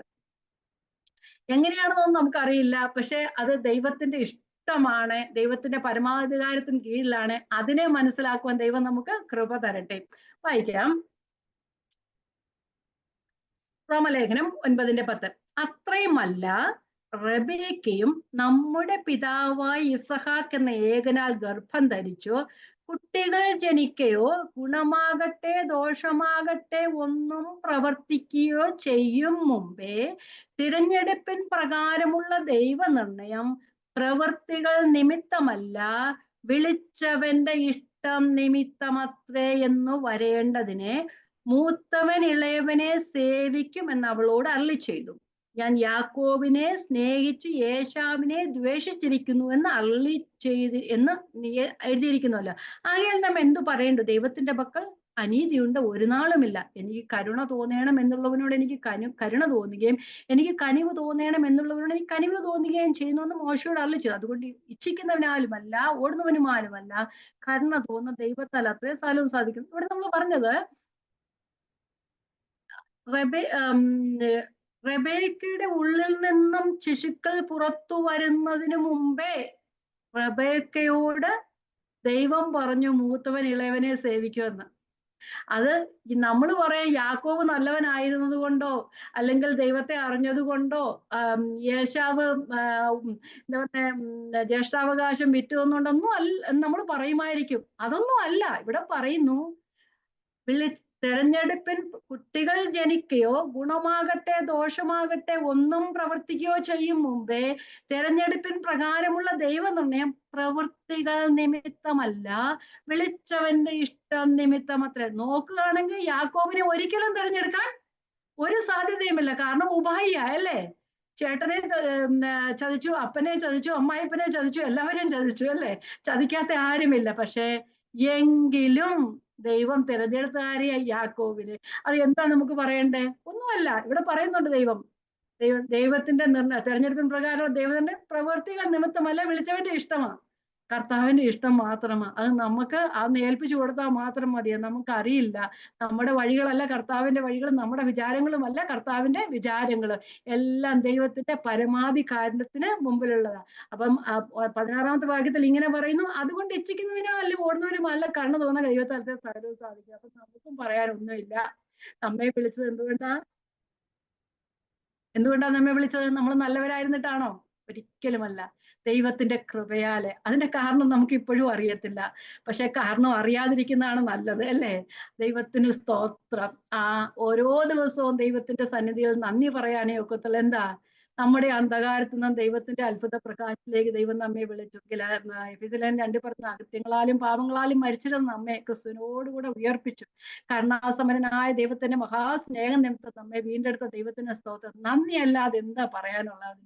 ഈ ലോകത്തിൽ എന്തും കിട്ടുന്നതിനേക്കാൾ ഏറ്റവും വലിയതല്ലേ? ദൈവത്തിന്റെ ആ സൗഭാഗ്യത്തിലേക്ക്, ആ പുത്രത്വത്തിന്റെ അവകാശത്തിലേക്ക് നമുക്ക് കടക്കുവാനായിട്ട് കഴിഞ്ഞു. അതിലും വലുത് ഈ ലോകത്തിൽ നേടാനായിട്ട് ഒന്നുമില്ല. ദൈവിക സമാധാനത്തെ എത്രയോ നമ്മളെപ്പോലുള്ള എത്രയോ ആൾക്കാർ എന്താ പറഞ്ഞ വിദ്യാഭ്യാസമുള്ളവർ, സമ്പത്തുള്ളവർ, എന്താ എല്ലാം ഉള്ളവർ ദൈവിക സമാധാനം അനുഭവിക്കാതെ ഇരിക്കുമ്പോൾ, ലോകത്തിന്റെ മോഹങ്ങളിലൂടെ കഴിയുമ്പോൾ, ദൈവത്തിന്റെ മക്കളാകുവാൻ ദൈവം കൃപ തന്ന ദൈവത്തിന്റെ വലിയ കൃപകൾക്കായി ദൈവത്തിന് സ്തോത്രം. അപ്പം നമ്മളിവിടെ പറഞ്ഞത് എങ്ങനെയാണ് ദൈവം തെരഞ്ഞെടുത്തത്? ദൈവത്തിന്റെ സെലക്ഷൻ എന്ന് പറഞ്ഞ സീക്രട്ട് സെലക്ഷൻ ആണ്. അതെ, ദൈവത്തിന്റെ പരമാധികാരത്തിന് കീഴിലാണ്. നമുക്ക് ആർക്കും അറിയില്ല. നമുക്ക് വേണമെങ്കിൽ അങ്ങ് ചെന്ന് കഴിഞ്ഞ് നമുക്ക് പിന്നെ ചോദിക്കാം, കർത്താവേ എങ്ങനെയാ എന്നെ തെരഞ്ഞെടുത്തതെന്നല്ലേ. നമ്മള് റോമാലേഖനം 8:29-30 ഇങ്ങനെ പറയുന്നുണ്ട്, ദൈവം വിളിച്ചവരെല്ലാം തെരഞ്ഞെടുക്കപ്പെട്ടവരാ അല്ലെ. അപ്പം ദൈവം എങ്ങനെയാ അപ്പം ദൈവം എല്ലാവരെയും വിളിച്ചു. ദൈവം വിളിച്ചവരെല്ലാം ദൈവത്തിലാൽ തെരഞ്ഞെടുക്കപ്പെട്ടവരാ. നമുക്കൊന്ന് വായിക്കാം റോമാലേഖനം 8:29-30 വാക്യങ്ങൾ. അവൻ മുന്നറിഞ്ഞവരെ തന്റെ പുത്രൻ അനേകം സഹോദരന്മാരിൽ ആദ്യജാതനാകേണ്ടതിനെ അവന്റെ സ്വരൂപത്തോട് അനുരൂപമാക്കുവാൻ മുൻനിയമിച്ചിരിക്കുന്നു. മുൻനിയമിച്ചവരെ വിളിച്ചും വിളിച്ചവരെ നീതീകരിച്ചും നീതീകരിച്ചവരെ തേജസ്കരിച്ചിരിക്കുന്നു. അപ്പം എല്ലാം ദൈവം വിളിച്ചു. എങ്ങനെയാണ് വിളിച്ചത്? നാം ദൈവത്താൽ തിരഞ്ഞെടുക്കപ്പെട്ടവരാകേണ്ടതിന്. പക്ഷെ വിളിച്ചത് എന്തിനു വേണ്ടിയിട്ടാണെന്ന് ഇവിടെ പറയുന്നുണ്ട്. വെറുതെ നമ്മെ വിളിച്ചതല്ല. ഈ ലോകത്തിൽ ദൈവമക്കളാക്കി തീർത്തതിന് വരെ ഈ ലോകത്തിന്റെ ഇഷ്ടങ്ങൾക്കനുസരിച്ച് ജീവിക്കാനൊന്നും അല്ല നമ്മെ വിളിച്ചത്. അവന്റെ സ്വരൂപത്തോട് അനുരൂപമാകുവാനാ ദൈവം നമ്മെ വിളിച്ചിരിക്കുന്നത്. അപ്പൊ നമ്മുടെ ചിന്ത എന്തായിരിക്കണം? ക്രിസ്തുവിന് അനുരൂപമായി നാം മുന്നോട്ട് ജീവിക്കണം എന്നുള്ളതാണ്. അപ്പം റോമാലേഖനം 11-ാം അധ്യായത്തിൽ ദൈവത്തിന്റെ സെലക്ഷനെ കുറിച്ച് പറയുന്നുണ്ട്. അത് നമുക്കൊന്ന് വായിച്ചു നോക്കാം. ദൈവം എങ്ങനെയാ നമ്മളെ തെരഞ്ഞെടുത്തത്? 11-ന്റെ-17-18 ഒന്ന് വായിക്കാം. 11-ന്റെ-17-18. 17 വായിക്കാം.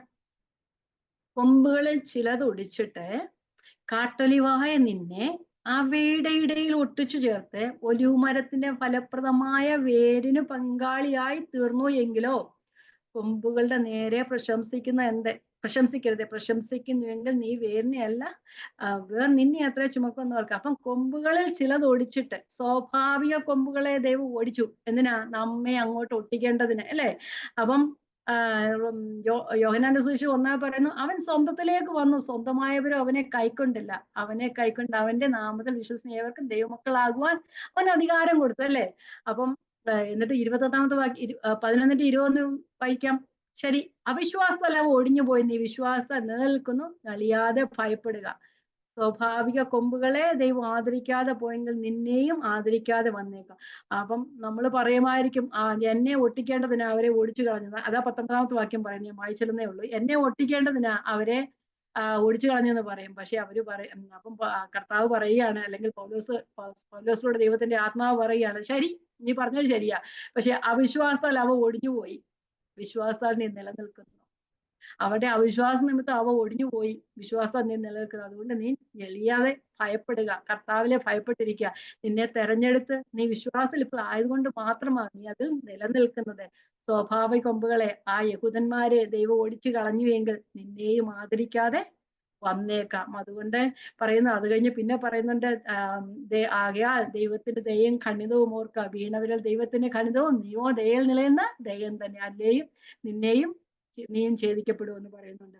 അപ്പൊ നമ്മളിപ്പോ ദൈവകൃപയിലായിരിക്കെ, ആ കൃപയിൽ തന്നെ ആയിരിക്കുക. അല്ലെങ്കിൽ നാമും ഒഴിഞ്ഞു പോകാനായിട്ട് സന്ദർഭങ്ങളുണ്ട്. അതുകൊണ്ട് ഒഴിഞ്ഞു പോകാതെ ആ കൃപയിൽ തന്നെ വളർന്ന് എപ്പോഴും ആ ഒലിവുമരത്തോട്, നല്ല ഒലിവുമരത്തോട് ചേർന്നിരിക്കാനായിട്ട് നമ്മളെ എല്ലാവരെയും ഇടയാക്കട്ടെ.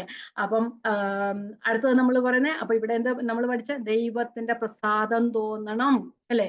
ആ ദൈവത്തിന്റെ സമയത്ത്, നമ്മുടെ സമയത്തല്ല, ദൈവത്തിന്റെ സമയത്ത്. പക്ഷെ നാം എപ്പോഴും അവൈലബിൾ ആയിരിക്കണം. ആ സ്വാഭാവിക കൊമ്പുകളെ ദൈവം ഒടിച്ചു കളഞ്ഞിട്ട് നമ്മെ, കാട്ടലിവായ നമ്മെ ആ നല്ല മരത്തോട് ചേർത്ത് ഒട്ടിച്ച ദൈവത്തിന്റെ വലിയ കൃപകൾക്കായി സ്തുതിക്കുന്നു.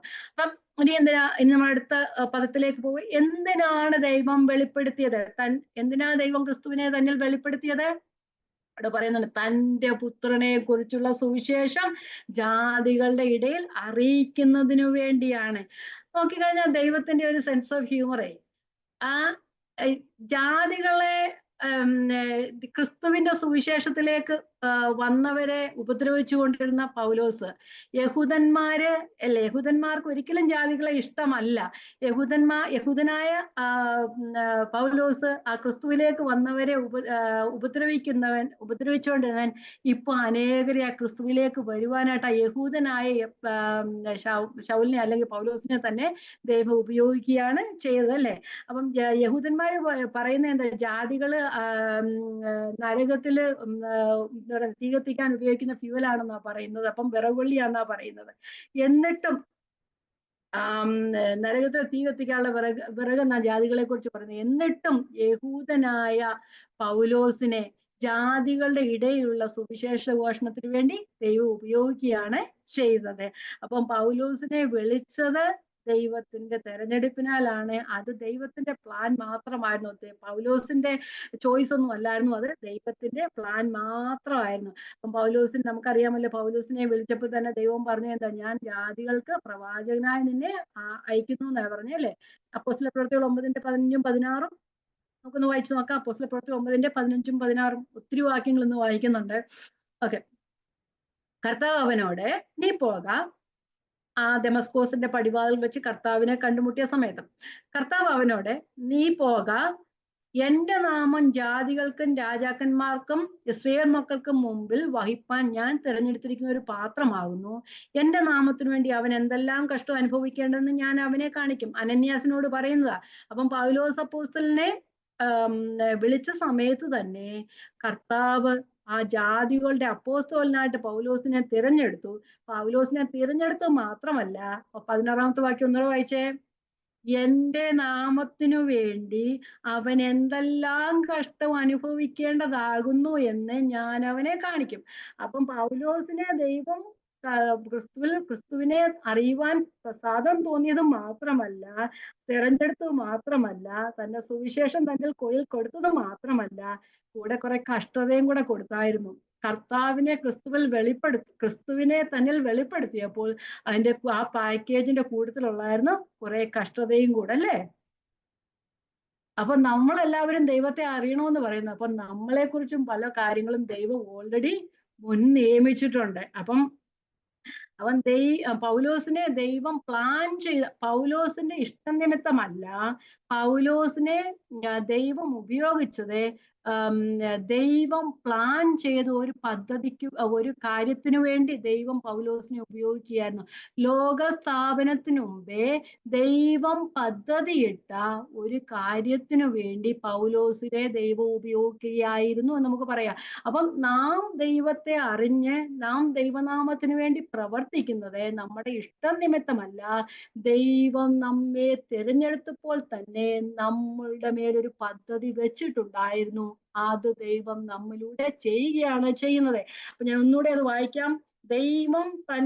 ദൈവം തന്നെ താൻ പ്ലാൻ ചെയ്ത ഒരു പ്രവൃത്തി ചെയ്യുവാൻ പൗലോസിനെ ദൈവം ഉപയോഗിക്കുകയായിരുന്നു, അല്ലെങ്കിൽ പൗലോസിനെ ദൈവം ഗൈഡ് ചെയ്യുകയായിരുന്നു. അത് പൗലോസ് അതിന് അവൈലബിൾ ആയിട്ടിരിക്കും. നമ്മൾ പറഞ്ഞ കുശവന്റെ കയ്യിലെ ഒരു കളിപ്പാത്രം പോലെ നല്ലവനായ ദൈവത്തിന്റെ കയ്യിലെ ഒരു ആയുധമായി പൗലോസ് ഉപയോഗിക്കപ്പെടുകയായിരുന്നു. പലപ്പോഴും നമ്മയൊക്കെ ദൈവം പ്ലാൻ ചെയ്ത അനേകം പദ്ധതികൾ നമുക്ക് വേണ്ടി പ്ലാൻ ചെയ്തിട്ടുണ്ടെങ്കിലും നമ്മൾ അവൈലബിൾ ആകാത്തത് കൊണ്ടായിരിക്കാം ദൈവം നമ്മെ അതിനൊന്നും ഉപയോഗിക്കാത്തത്. പൗലോസ് ദൈവത്തിന് കംപ്ലീറ്റ്ലി അവൈലബിൾ ആയി കൊടുത്തപ്പോൾ ദൈവം പൗലോസിനെ കുറിച്ചുള്ള ആ പദ്ധതി തന്നിലൂടെ നിവർത്തിയാകുവാൻ ഇടയായി തീർന്നു. പലപ്പോഴും നമ്മൾക്ക് സാഹചര്യങ്ങൾ കിട്ടിയിട്ടും നമ്മൾ നമ്മെ തന്നെ ദൈവത്തിന് സമർപ്പിക്കാത്തത് കൊണ്ട് ദൈവം നമ്മിൽ ആഗ്രഹിക്കുന്ന പ്രവൃത്തി പൂർത്തിയാകുന്നില്ല. പലപ്പോഴും നമ്മൾ വിചാരിച്ചു, അയ്യോ എല്ലാം സമയം കഴിഞ്ഞാൽ കർത്താവേ എനിക്ക് ചെയ്യാമായിരുന്നു. ആ ചെയ്യേണ്ട സമയത്ത് നമ്മൾ ചെയ്യുന്നില്ല, നമ്മൾ അവൈലബിൾ ആയി കൂടുന്നില്ല. ചിലപ്പോൾ നമുക്ക് പേടിയായിരിക്കാം, ചിലപ്പോൾ നമുക്ക് ധൈര്യമില്ലായിരിക്കാം, ചിലപ്പോൾ നാം സാഹചര്യങ്ങളെ നോക്കുമ്പോഴായിരിക്കും. പൗലോസ് പറയാ, എന്നെ വെളിപ്പെടുത്തിയ ഇഷ്ടം ഞാൻ മാംസരക്തങ്ങളോടൊന്നും ചോദിച്ചില്ല എന്ന് പറയുന്നുണ്ടല്ലേ. അപ്പൊ പൗലോസ് സാഹചര്യങ്ങളെ നോക്കിയില്ല. പൗലോസ് സാഹചര്യങ്ങളെ നോക്കാത്തത് മൂലമാണ് പൗലോസിന് ഇത്രത്തോളം കഷ്ടതകളിലൂടെ കടന്നു പോകേണ്ടതായിട്ട് വന്നത്. സാഹചര്യങ്ങളെ നോക്കി ഇതെല്ലാം മാറി നിൽക്കാനായിട്ട് പൗലോസിന് കഴിയുമല്ലേ. പക്ഷെ പൗലോസ് പറയുക, സുവിശേഷത്തിന് വേണ്ടി എന്നെ വിളിച്ചിരിക്കുക, സുവിശേഷത്തിന് വേണ്ടി ഞാൻ എത്ര കഷ്ടവും സഹിക്കാൻ തയ്യാറാണ്. നമ്മൾ കഷ്ടം സഹിക്കാൻ തയ്യാറാകാത്തതുകൊണ്ടാണ് നമ്മള് മാറി നിൽക്കുന്ന എല്ലാത്തിൽ നിന്നും, അല്ലേ? കർത്താവ് നമ്മെ തന്റെ കൃപയാൽ നടത്തട്ടെ. കർത്താവിന്റെ ഇഷ്ടം നമ്മൾ നിറവേറുവാൻ ദൈവത്തിന് എല്ലാവരെ കുറിച്ച് ഒരു പദ്ധതിയുണ്ട്. പൗലോസിനെ കുറിച്ച് ഉള്ളതുപോലെ തന്നെ ആയിരിക്കാം നമ്മളെ കുറിച്ച് പദ്ധതിയുള്ളത്. പലപ്പോഴും നാം അതിന് ദൈവത്തിന്റെ ഇഷ്ടത്തിന് നമ്മെ സമർപ്പിച്ചു കൊടുക്കാത്തത് കൊണ്ടായിരിക്കാം നമ്മൾ ദൈവത്തിന്റെ പ്രവൃത്തി നിറവേറാത്തത്. അപ്പൊ പൗലോസ് എന്തോ ചെയ്തത്?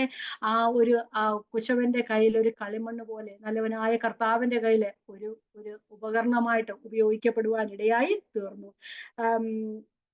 നമ്മള് അപ്പോസ്തലപ്രവൃത്തി 26-ാം അധ്യായത്തിലെ പൗലോസ് തന്റെ സാക്ഷ്യം പറയുമ്പോൾ പറയുന്നുണ്ട്, താൻ എന്തോ ചെയ്തത്? സ്വർഗീയ ദർശനത്തിന് അനുസരണക്കേട് കാണിച്ചില്ല, ആ ദൈവത്തെ അനുസരിച്ചു എന്ന് മാത്രമേ ഉള്ളൂ പൗലോസ് പറയുന്നത്. ഒന്ന് വായിച്ചു നോക്കാം. നമ്മുടെ ജീവിതത്തിലും നമ്മൾ ഈ ഓരോ വാക്യങ്ങളും വായിക്കുമ്പോൾ ആ പൗലോസിന്റെ സ്ഥാനത്ത് നമ്മളെ ഒന്ന് വെച്ച് നമ്മുടെ പേരൊന്ന് പറഞ്ഞു നോക്കിയേ, എത്ര അർത്ഥവത്തായ വാക്യങ്ങളാ. വായിച്ചു നോക്കാം.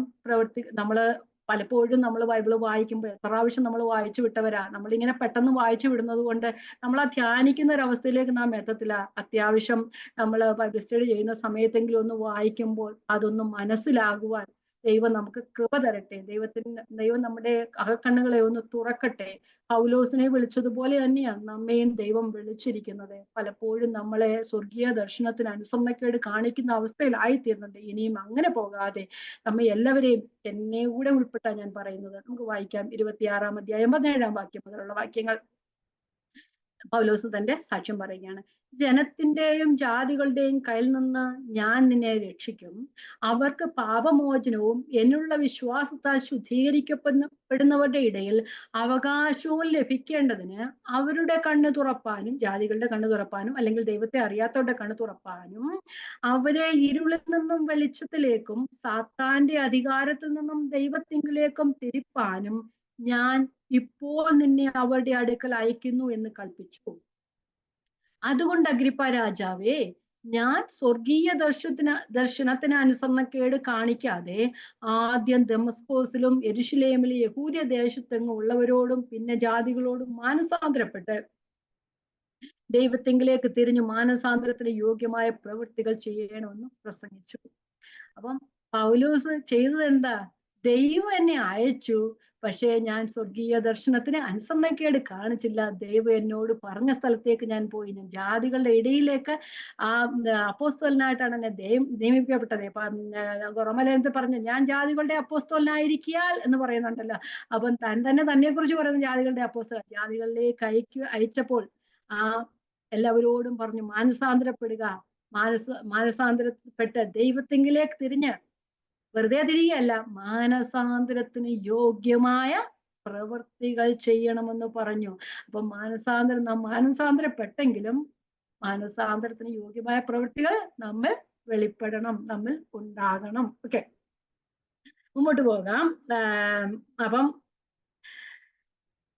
അതുകൊണ്ടാണ് എന്താ പറയുന്നത്, പൗലോസ് പറയുന്നത്, തനിക്ക് ആ കർത്താവ് തന്നെ എന്തിനാ വിളിച്ചതെന്നുള്ള ഒരു പരമ ബോധ്യം, അല്ലെങ്കിൽ ഉന്നത ഒരു ബോധ്യം ഉണ്ടായിരുന്നു. തന്റെ പുത്രനെ കുറിച്ചുള്ള സുവിശേഷം തന്നെ അറിയിക്കാൻ വേണ്ടിയിട്ടാണ് ദൈവം തന്നെ വിളിച്ചതെന്ന് തനിക്ക് ബോധമുണ്ടായിരുന്നു. തന്നെ കുറിച്ചുള്ള ദൈവത്തിന്റെ പദ്ധതി തനിക്ക് അറിയാമായിരുന്നു. അതുകൊണ്ടാണ് പൗലോസ് പറയുന്നത്, സുവിശേഷത്തെ കുറിച്ച് എനിക്ക് ലജ്ജയില്ല എന്ന് പറയുന്നുണ്ട്, അല്ലെ? എത്രത്തോളം പ്രതികൂലങ്ങളിലൂടെ തന്നെ വിളിച്ച സമയത്തു മുതൽ അന്നു മുതലേ ഉപദ്രവങ്ങളിലൂടെ കടന്നു പോയിട്ടും പൗലോസ് പറയുകയാണ്, സുവിശേഷത്തെ കുറിച്ച് എനിക്ക് ലജ്ജയില്ല എന്ന് പറയുന്നത്. റോമാലേഖനം 1:13 മുതലുള്ള വാക്യങ്ങൾ വായിക്കാം. റോമാലേഖനം 1:13 മുതൽ. എന്നാൽ സഹോദരന്മാരെ, എനിക്ക് ശേഷം ജാതികളിൽ എന്ന പോലെ നിങ്ങളിലും വല്ല ഫലവും ഉണ്ടാകേണ്ടതിന് നിങ്ങളുടെ അടുക്കൽ വരുവാൻ പലപ്പോഴും ഭാവിച്ചു, എങ്കിലും ഇതുവരെ മുടക്കം വന്നു എന്ന് നിങ്ങൾ അറിയാതിരിക്കാൻ ഞാൻ ആഗ്രഹിക്കുന്നു. യവനന്മാർക്കും ബർബരന്മാർക്കും ജ്ഞാനികൾക്കും ബുദ്ധിഹീനർക്കും ഞാൻ കടക്കാരനാകുന്നു. അപ്പം സുവിശേഷം അറിയിക്കാൻ താൻ കടക്കാരനാകുന്നു എന്ന് താൻ പറയുകയാണ് ചെയ്യുന്നത്. അപ്പം അത് കഴിഞ്ഞിട്ട് പറയുകയാണ്, സുവിശേഷത്തെ കുറിച്ച് എനിക്ക് ലജ്ജയില്ല. വിശ്വസിക്കുന്ന ഏവനും ആദ്യ യഹൂദനും പിന്നെ അവനും രക്ഷിക്കാൻ ദൈവശക്തിയാണ്. അപ്പൊ സുവിശേഷം അറിയിക്കാൻ പൗലോസ് ലജ്ജിച്ചിരുന്നില്ല. അതുകൊണ്ട് തന്റെ പുത്രനെ വെളിപ്പെടുത്തിയത്, തന്നെ അന്ധകാരത്തിൽ നിന്ന് വെടിവെച്ച് ദൈവത്തിന്റെ അത്ഭുത പ്രകാശത്തിലാക്കി തീർത്തിട്ട് തന്റെ പുത്രനെ കുറിച്ചുള്ള സുവിശേഷം ജാതികളിൽ അറിയിക്കാൻ തന്നെ തെരഞ്ഞെടുത്തത് കൊണ്ട് ആ സുവിശേഷം അറിയിക്കുന്നതിൽ, ദൈവത്തിന്റെ പ്രവൃത്തി ചെയ്യുന്നതിൽ തനിക്ക് ലജ്ജയില്ല എന്നാണ് പൗലോസ് പറയുന്നത്. അത് താൻ അതുപോലെ താൻ അത് അറിയിക്കാൻ കടക്കാരനാണ് എന്ന് താൻ പറയുകയാണ് ചെയ്യുന്നത്. നമ്മൾ 1 കൊരിന്ത്യർ ലേഖനം 9-ാം അധ്യായത്തിൽ പഠിക്കുമ്പോൾ അവിടെ പൗലോസ് പറയുകയാണ്, എന്താ ഞാൻ സുവിശേഷം അറിയിക്കാൻ കാരണം? നിർബന്ധം എൻ്റെ മേൽ കിടക്കുന്നു, അല്ലേ? നമ്മൾ അങ്ങനെ പറയാറുണ്ടോ? നിർബന്ധം എൻ്റെ മേൽ കിടക്കുന്നു നമ്മൾ ആരും പറയാറില്ല, അല്ലേ? ഒന്ന് വായിക്കാം, 1 കൊരിന്ത്യർ 9:16. ഞാൻ സുവിശേഷം അറിയിക്കുന്നു എങ്കിൽ എനിക്ക് പ്രശംസിപ്പാൻ ഒന്നുമില്ല, നിർബന്ധം എൻ്റെ മേൽ കിടക്കുന്നു. അപ്പൊ ഞാൻ ഇപ്പം ബൈബിൾ സ്റ്റഡി ചെയ്യുന്നെങ്കിൽ അതിന്റെ എനിക്ക് പ്രശംസിപ്പാൻ ഒന്നുമില്ല, ദൈവം എന്നെ ഉപയോഗിക്കുന്നത് മാത്രമേ ഉള്ളൂ. നിങ്ങളും ചെയ്യുന്ന ദൈവപ്രവൃത്തി ചെയ്യുന്നെങ്കിൽ പ്രശംസിപ്പാൻ ഒന്നുമില്ല, ദൈവം നമ്മെ ഉപയോഗിക്കുന്നു എന്ന് മാത്രമേ ഉള്ളൂ. നിർബന്ധം എൻ്റെ മേൽ കിടക്കുന്നു. ഞാൻ സുവിശേഷം അറിയിക്കുന്നില്ല എങ്കിൽ എനിക്ക് അയ്യോ കഷ്ടം. അത് ഞാൻ മനഃപൂർവ്വം നടത്തുന്നു എങ്കിൽ എനിക്ക് പ്രതിഫലമുണ്ട്. മനഃപൂർവ്വം അല്ലെങ്കിലും കാര്യം എൻ്റെ പരമേൽപ്പിച്ചിരിക്കുന്നു. എന്നാൽ എൻ്റെ പ്രതിഫലം എന്ത്? അത് നമുക്കറിയാം. ഞാൻ തിരിച്ച് കുറച്ചുകൂടെ അങ്ങ് പോവുകയാണ്. 23-ാമത്തെ വാക്യത്തിൽ ഒന്ന് നോക്കിയേ. സുവിശേഷത്തിൽ ഒരു പങ്കാളിയാകേണ്ടതിന് ഞാൻ സകലവും സുവിശേഷം നിമിത്തം ചെയ്യുന്നു. തൻ്റെ ഒരു ആഗ്രഹം എന്ന് പറയുന്നത് സുവിശേഷത്തിൽ ഒരു പങ്കാളിയാകുക. ഞങ്ങൾ ദൈവത്തിന്റെ കൂട്ടുവേലക്കാർ, നിങ്ങൾ ദൈവത്തിന്റെ കൃഷി, ഞങ്ങൾ ദൈവത്തിന്റെ കൂട്ടുവേലക്കാരാ. ദൈവത്തോടു കൂടെ ഞങ്ങളെ പ്രവർത്തിക്കുന്നത് മാത്രമേ ഉള്ളൂ. അതുകൊണ്ട് പൗലോസ് പറയുക, ഞാൻ എല്ലാവർക്കും എല്ലാമായി തീർന്നു. ന്യായപ്രമാണത്തിലുള്ള കീഴിലുള്ളവരെ നേടേണ്ടതിന് ഞാൻ ന്യായപ്രമാണത്തിന് കീഴിലുള്ള അല്ലെങ്കിൽ ആ ന്യായപ്രമാണം കീഴിലുള്ളവനെ പോലെ ആയി, അല്ലെ? ബലഹീനന്മാരെ നേടുന്ന ഞാൻ ബലഹീനെ പോലെ ആയി. എല്ലാ വിധത്തിലും ഏത് വിധത്തിലും ചിലരെ രക്ഷിക്കണം, ഞാൻ എല്ലാവർക്കും എല്ലാമായി തീർന്നു എന്ന് പൗലോസ് പറയുന്നു. സുവിശേഷത്തിൽ ഒരു പങ്കാളിയാകാൻ ഞാൻ സകലവും സുവിശേഷ നിമിത്തം ചെയ്യുന്നു.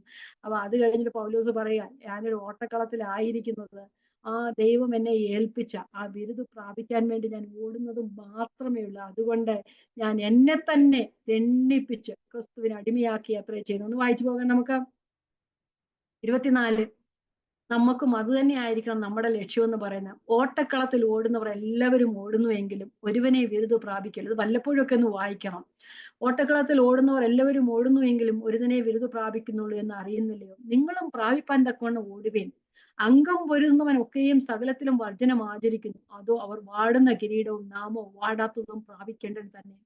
വാടുന്ന കിരീടം പ്രാപിക്കുന്നവർ എത്രത്തോളം വർജനം ആചരിച്ചു കണ്ട. സ്പോർട്സിലൊക്കെ ചെയ്യുന്ന, ഒളിമ്പിക്സിലൊക്കെ പങ്കെടുക്കുന്നവർ ഒരു മെഡലൊക്കെ നേടണമെങ്കിൽ അവരുടെ ജീവിതം മുഴുവൻ അതിനുവേണ്ടി കഷ്ടപ്പെട്ട് ജീവിക്കുന്നവരാ. ആഹാരം നന്നായിട്ട് കഴിക്കത്തില്ല.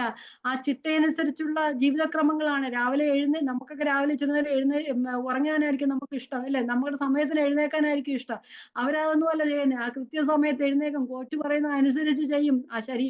ഇഷ്ടമുള്ള ആഹാരം കഴിക്കാൻ ഒക്കുന്നില്ല, ഇഷ്ടസമയത്ത് ഉറങ്ങുന്നില്ല, ഇഷ്ടമുള്ളവരുടെ വീടുകളിൽ പോകാൻ ഒക്കുന്നില്ല, എങ്ങും വെക്കേഷൻ ഇല്ല, അവർക്കൊന്നുമില്ല. അവരെന്തിനു വേണ്ടിയിട്ടാ ഇതെല്ലാം വർദ്ധിച്ചിരിക്കുന്നത്? വാടുന്ന കിരീടം പ്രാപിക്കാനായിട്ടാ, അല്ലേ? പക്ഷെ അവരാ വാടുന്ന കിരീടം പ്രാപിക്കാൻ വേണ്ടി ഇതെല്ലാം വർജിക്കുന്നുവെങ്കിൽ വാടാത്ത നിത്യകിരീടം പ്രാപിക്കുന്ന നാം എന്തൊക്കെ വർജിക്കണം? നമ്മൾ അതുകൊണ്ടാണ്, നമുക്ക് അതിനെക്കുറിച്ചുള്ള വിലയൊന്നും ഇല്ലാത്തതുകൊണ്ടാണ് നമ്മൾ പലതും വർജിക്കാതിരിക്കും, നമ്മുടെ ഇഷ്ടത്തിനനുസരിച്ച് നാം പോകുന്നത്. ഓക്കെ, പൗലോസ് പറയുന്നുണ്ട് 26. ആകയാൽ ഞാൻ നിശ്ചയമില്ലാത്ത വണ്ണമല്ല ഓടുന്നത്, ആകാശത്തെ കുത്തുന്നത് പോലെ മുഷ്ടിയുദ്ധം ചെയ്യുന്നത്. മറ്റുള്ളവരോട് പ്രസംഗിച്ച ശേഷം ഞാൻ തന്നെ കൊള്ളരുതാത്തവനായി പോകാതിരിക്കേണ്ടതിന് എന്റെ ശരീരത്തെ ദണ്ഡിപ്പിച്ച് അടിമയാക്കി അത്രേ ചെയ്യുന്നു. അപ്പം പൗലോസ് പറയുകയാണ്, തനിക്ക് കർത്താവ് ഞാനൊരു ഓട്ടക്കളത്തിലാണ് ആക്കിയിരിക്കുന്നത്. കർത്താവ് എനിക്ക് വേണ്ടി ഒരു ബിരുദ് വെച്ചിട്ടുണ്ട്, അതിലേക്കാണ് ഞാൻ ഓടുന്നത്. ഓട്ടക്കളത്തിൽ എല്ലാവരും ഓടുന്നെങ്കിൽ എല്ലാവരും ബിരുദ് പ്രാപിക്കുകയില്ല. വർജിച്ച് ചിട്ടകളൊക്കെ അനുസരിച്ച് പോകുന്നവർക്ക് മാത്രമേ നല്ലൊരു കിരീടം നേടുവാനായിട്ട് കഴിയത്തുള്ളൂ. ആ കിരീടത്തിന് വേണ്ടിയാണ് ഞാൻ ആഗ്രഹിക്കുന്നത്. അതുകൊണ്ട് ഞാൻ എന്നെ തന്നെ ദൈവത്തിന് സമർപ്പിച്ച് ആ ബിരുദം പ്രാപിപ്പാനുള്ള ഓട്ടത്തിലേക്ക് മുമ്പോട്ട് ഓടുകയാണ് ചെയ്യുന്നതെന്ന് പറയുന്നുണ്ട്. അപ്പം പൗലോസ് തന്നെ വിളിച്ചത് എന്തിനാണെന്ന് പൂർണ്ണമായും മനസ്സിലാക്കുന്നു. ക്രിസ്തുവിനെ കുറിച്ചുള്ള സുവിശേഷം ജാതികളുടെ ഇടയിൽ അറിയിക്കുവാനായി ആണ്. അതുപോലെ ഞാൻ മുമ്പ് പറഞ്ഞതുപോലെ റോമാലേഖനത്തിൽ പറഞ്ഞത്, ഞാൻ ജാതികളുടെ അപ്പോസ്തലനായി ദൈവം എന്നെ നിയമിച്ചിരിക്കുന്നു എന്നാ പൗലോസ് പറഞ്ഞിരിക്കുന്നത്. അപ്പം പൗലോസ് ഉത്തമ ബോധ്യമുണ്ടായിരുന്നു കർത്താവ് എന്തിനാ തന്നെ വിളിച്ചിരിക്കുന്നത്. ഇവിടെയും പൗലോസ് പറയുന്നുണ്ട്, റോമലേഖനം 15 അധ്യായം, ഞാൻ ഒന്നിലും പ്രശംസിക്കുന്നില്ല, കർത്താവ് എന്നെ ഉപയോഗിക്കുന്നു എന്ന് മാത്രമേ ഉള്ളൂ. വായിച്ചു നോക്കാം. റോമാലേഖനം 15-17-18 വാക്യങ്ങൾ നമ്മൾ പലപ്പോഴും വായിക്കുന്ന ഒരു വാക്യമാണ്, എങ്കിലും ഈ സന്ദർഭത്തിൽ ഒന്ന് വായിച്ചു പോകാം. റോമാലേഖനം 15-17-18. ക്രിസ്തുവേശുവിൽ എനിക്ക് ദൈവസംബന്ധമായി പ്രശംസയുണ്ട്. ക്രിസ്തു ഞാൻ മുഖാന്തരം ജാതികളുടെ അനുസരണത്തിനായിട്ട് വചനത്താലും പ്രവൃത്തിയാലും അടയാളങ്ങളുടെ അത്ഭുതങ്ങളുടെയും ശക്തി കൊണ്ടും പരിശുദ്ധാത്മാവിന്റെ ശക്തി കൊണ്ടും പ്രവർത്തിച്ചതല്ലാതെ മറ്റൊന്നും മിണ്ടുവാൻ ഞാൻ തുനിയുന്നില്ല. നോക്കിയേ, എത്ര അത്ഭുതങ്ങളും അടയാളങ്ങളും പ്രവർത്തിച്ചവൻ, എത്ര സഭകൾ സ്ഥാപിച്ചവൻ, എത്ര പേരെ ദൈവത്തിങ്കിലേക്ക് നടത്തിയവൻ, എത്ര 3 മിഷണറി യാത്രകൾ ചെയ്തവൻ പറയുകയാണ്, ക്രിസ്തുവേശുവിൽ എനിക്ക് ദൈവസംബന്ധമായ പ്രശംസയുണ്ട്. ക്രിസ്തു ഞാൻ മുഖാന്തരം ജാതികളുടെ അനുസരണത്തിനായിട്ട് വചനത്താലും പ്രവൃത്തിയാലും അത്ഭുതങ്ങളുടെയും അടയാളങ്ങളുടെയും ശക്തി കൊണ്ടും പരിശുദ്ധാത്മാവിന്റെ ശക്തി കൊണ്ടും പ്രവർത്തിച്ചതല്ലാതെ മറ്റൊന്നും മിണ്ടുവാൻ ഞാൻ തുനിയുന്നില്ല. അങ്ങനെ ഞാൻ യെരൂശലേം മുതൽ ഇല്ലിയൂർ ദേശത്തോളം ചുറ്റി സഞ്ചരിച്ച് ക്രിസ്തുവിന്റെ സുവിശേഷ ഘോഷണം ചെയ്തു. അവ യെരൂശലേം മുതൽ ഇല്ലിയൂർ ദേശം, അന്ന് തനിക്ക് കടന്നു പോകാവുന്ന ദേശങ്ങള്, അന്ന് നല്ല റോഡുകളും അങ്ങനെയുള്ള കാര്യങ്ങളൊന്നും ഇല്ലായിരുന്നു, വാഹനമാർഗങ്ങളൊന്നും ഇല്ലായിരുന്നു. ഒരു സ്ഥലത്തു നിന്ന് ഒരു സ്ഥലത്തേക്ക് യാത്ര ചെയ്യുമ്പോൾ ചിലപ്പോൾ മാസങ്ങളൊക്കെ യാത്ര ചെയ്താണ് കടലിൽ കൂടെ ദുഃഖകരമായ അനുഭവങ്ങളിലൂടെയൊക്കെ കടന്നു പോയിട്ടായിരിക്കാം മറ്റൊരു സ്ഥലത്ത് എത്തിച്ചേർന്നെങ്കിലും തനിക്ക് കിട്ടിയ സമയം തനിക്ക് പോകാവുന്ന സ്ഥലങ്ങളിലൊക്കെയും പോയി. താഴോട്ട് പറയുന്നത്, ഞാൻ മറ്റൊരുത്തന്റെ അടിസ്ഥാനത്തിന് പണിയാതിരിക്കേണ്ട, ക്രിസ്തുവിന്റെ നാം അറിഞ്ഞിട്ടുള്ള ഇടത്തിലല്ല, ക്രിസ്തുവിനെ അറിയാത്ത ഇടത്തിലേക്ക്, തനിക്ക് അറിയാവുന്ന അന്ന് അറിയപ്പെട്ട സ്ഥലങ്ങളിലേക്ക് ക്രിസ്തുവിന്റെ സുവിശേഷം അറിയിക്കാനായി പോയിട്ട്, അങ്ങനെ ഞാൻ യെരൂശലേം മുതൽ ഇല്ലിയൂർ ദേശത്തോളം ചുറ്റി സഞ്ചരിച്ച് ക്രിസ്തുവിന്റെ സുവിശേഷ ഘോഷണം പൂരിപ്പിച്ചിരിക്കുന്നു. പൗലോസിനെ കുറിച്ച് നമുക്കും പറയാണ്. ആ 15-ാമത്തെ വാക്യം നമുക്കൊന്ന് വായിക്കാം, ഒന്ന് ഒരുമിച്ച് വായിക്കാം. എങ്കിലും നിങ്ങൾ എല്ലാവരും കൂടെ വായിച്ചോ. എങ്കിലും എന്റെ ജനനം മുതൽ എന്നെ വേർതിരിച്ചു തന്റെ കൃപയാൽ വിളിച്ചിരിക്കുന്ന ദൈവം തന്റെ പുത്രനെ കുറിച്ചുള്ള സുവിശേഷം ഞാൻ ജാതികളുടെ ഇടയിൽ അറിയിക്കേണ്ടത് വെളിപ്പെടുത്തുവാൻ പ്രസാദിച്ചപ്പോൾ ഞാൻ മാംസരക്തങ്ങളോട് ആലോചിക്കുകയോ. അപ്പം ആലോചിച്ച് നോക്കിയേ, നമ്മുടെ ജീവിതത്തെയും പൗലോസിന്റെ ജീവിതമാണ് നമ്മൾ പഠിച്ചതല്ലേ. അപ്പം നമ്മെയും ദൈവം വിളിച്ചു. എന്റെ ജനനം മുതൽ, പറഞ്ഞേ, നമ്മുടെ ജനനം മുതൽ ദൈവം നമ്മെ വിളിച്ചു. എന്നിട്ട് ദൈവത്തിന്റെ കൃപയാൽ നമ്മെ വിളിച്ചു. തന്റെ പുത്രനെ കുറിച്ചുള്ള സുവിശേഷ ഘോഷണ, തന്റെ പുത്രനെ നമ്മിൽ അറിയിക്കുവാൻ, നമ്മുടെ ഹൃദയദൃഷ്ടികളെ തുറന്ന് ദൈവത്തെ അറിയുവാൻ നമുക്ക് ഇഷ്ടം തോന്നി അല്ലെ. ദൈവത്തെ അറിയുവാൻ നമുക്ക് ദൈവം നമ്മോട് കൃപ തോന്നിയ ദൈവത്തിന്റെ വലിയ കൃപകൾക്കായി സ്തുതിക്കും. നമുക്ക് ഈ വാക്യം ഇന്ന് ഇവിടെ അവസാനിക്കാം. 17 മുതലുള്ള വാക്യങ്ങൾ നമുക്ക് അടുത്ത ക്ലാസ്സിൽ പഠിക്കാം. നമ്മുടെ ജീവിതത്തിലും ദൈവം നമുക്ക് ചെയ്ത നന്മകള്, നമുക്ക് എന്ത് അത്ഭുതങ്ങളും അടയാളങ്ങളും എല്ലാം ദൈവം നമ്മുടെ ജീവിതത്തിൽ ചെയ്തിട്ടുണ്ട് അല്ലെ. അതിനൊക്കെ നമ്മൾ നന്ദി പറയുന്നവരായിരുന്നു. പക്ഷെ അതിലുപരിയായി ആ അത്ഭുതങ്ങളും അടയാളങ്ങളും ദൈവം നമ്മൾ ചെയ്യുവാൻ കാര്യമായി തീർന്നത് ദൈവം നമ്മെ മക്കളാക്കിയത് കൊണ്ടാണ് അല്ലേ. ആ ദൈവം നമ്മളെ മക്കളാക്കിയ അവസ്ഥയിലേക്ക് നാം ആയിത്തീർന്നത് നമ്മുടെ ഒരു പ്രവൃത്തികൾ നിമിത്തമല്ല. റബേക്കയെ കുറിച്ച് യേശാവിനെയും യാക്കോബിനെ കുറിച്ച് പറയുന്നത്, അവര് കുട്ടികൾ ജനിക്കുകയോ ഗുണമാകട്ടെ ദോഷമാവട്ടെ പ്രവർത്തിക്കുകയോ ചെയ്യും മുമ്പേ തിരഞ്ഞെടുപ്പിൻ പ്രകാരമുള്ള ദൈവനിർണ്ണയം പ്രവൃത്തികൾ നിമിത്തമല്ല, വിളിച്ചവന്റെ ഇഷ്ടനിമിത്തം തന്നെ എന്ന് വരേണ്ടതിനല്ലേ. അപ്പം നമ്മുടെ പ്രവൃത്തികൾ നിമിത്തമല്ല ദൈവം നമ്മെ തെരഞ്ഞെടുത്തത്.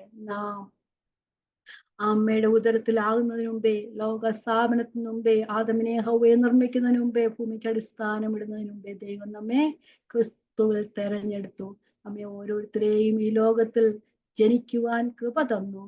ദൈവം നമ്മെ തൻ്റെ സമയത്ത് വിളിച്ച് തൻ്റെ മക്കളാക്കി തീർത്തു. നമുക്കത് മാത്രമേ പ്രശംസിക്കാനുള്ളൂ. ദൈവം നമ്മെ വിളിച്ച ദൈവത്തിന്റെ കൃപ നമ്മുടെ പ്രവൃത്തികൾ നിമിത്തമല്ല ദൈവം നമ്മെ വിളിച്ചത്, ദൈവത്തിന്റെ ഇഷ്ടപ്രകാരം, ദൈവത്തിന്റെ പരമാധികാരത്താൽ. അതുകൊണ്ട് പാട്ടുണ്ടല്ലോ, എന്നെയും വിടുവിച്ചൊരു ദൈവം എന്ന് നമ്മൾ പറയത്തില്ല. എന്നെയും തിരഞ്ഞെടുക്കുവാൻ ദൈവത്തിന് പ്രസാദം തോന്നിയ ദൈവത്തിന്റെ വലിയ കൃപകൾക്കായി നമ്മൾ എന്നും സ്തോത്രം ചെയ്യേണ്ട. ദൈവത്തിന്റെ കൃപയാ കർത്താവ് നമ്മെ തെരഞ്ഞെടുത്തു. നാം ദൈവത്തെ തിരഞ്ഞെടുത്തല്ല, ദൈവം നമ്മെ തെരഞ്ഞെടുത്ത ദൈവത്തിന്റെ വലിയ കൃപകൾക്കായി സ്തുതിക്കുന്നു. അത് മനസ്സിലാക്കുവാൻ പലപ്പോഴും ദൈവം നമ്മെ തിരഞ്ഞെടുത്തപ്പോൾ നമ്മളതൊന്നും മനസ്സിലാക്കിയവരല്ല, അല്ലേ? നമ്മൾ ആദ്യമൊക്കെ പറയുമായിരുന്നല്ലോ, ഞാൻ ദൈവത്തെ അറിഞ്ഞു. പക്ഷെ ഇപ്പോഴേ നമ്മൾ ഓരോ ദിവസവും വചനം പഠിക്കുമ്പോഴാണ് നമുക്ക് മനസ്സിലാകുന്നത്, ദൈവത്തിന്റെ കൃപയാൽ നമ്മെ തിരഞ്ഞെടുത്ത് എത്ര വലിയ സൗഭാഗ്യത്തിലേക്ക് ദൈവം നമ്മെ ആക്കിയിരിക്കുന്നു. യിരെമ്യാ പ്രവചനത്തിൽ പറഞ്ഞ നിത്യ സ്നേഹത്താൽ അവൻ നമ്മെ തിരഞ്ഞെടുത്തു. ദൈവത്തിന്റെ എല്ലാ കൃപകൾക്കായും ദൈവത്തിന് സ്തോത്രം ചെയ്യുന്നു. ചുരുക്കം പേരില്ല കൂടെ ആയിത്തീരുവാൻ, ക്രിസ്തുവിന്റെ ഇന്നേൾ സർക്കിളിൽ നാം ആയിത്തീരുവാൻ, ദൈവത്തോട് കൂടെ വസിക്കുന്നവരായിത്തീരുവാൻ ദൈവം നമ്മെ എല്ലാവരും ഇടയാക്കട്ടെ. ദൈവത്തിന്റെ നാമം വാഴ്ത്തപ്പെടുമാറാകട്ടെ. ദൈവത്തിന്റെ സ്തോത്രം.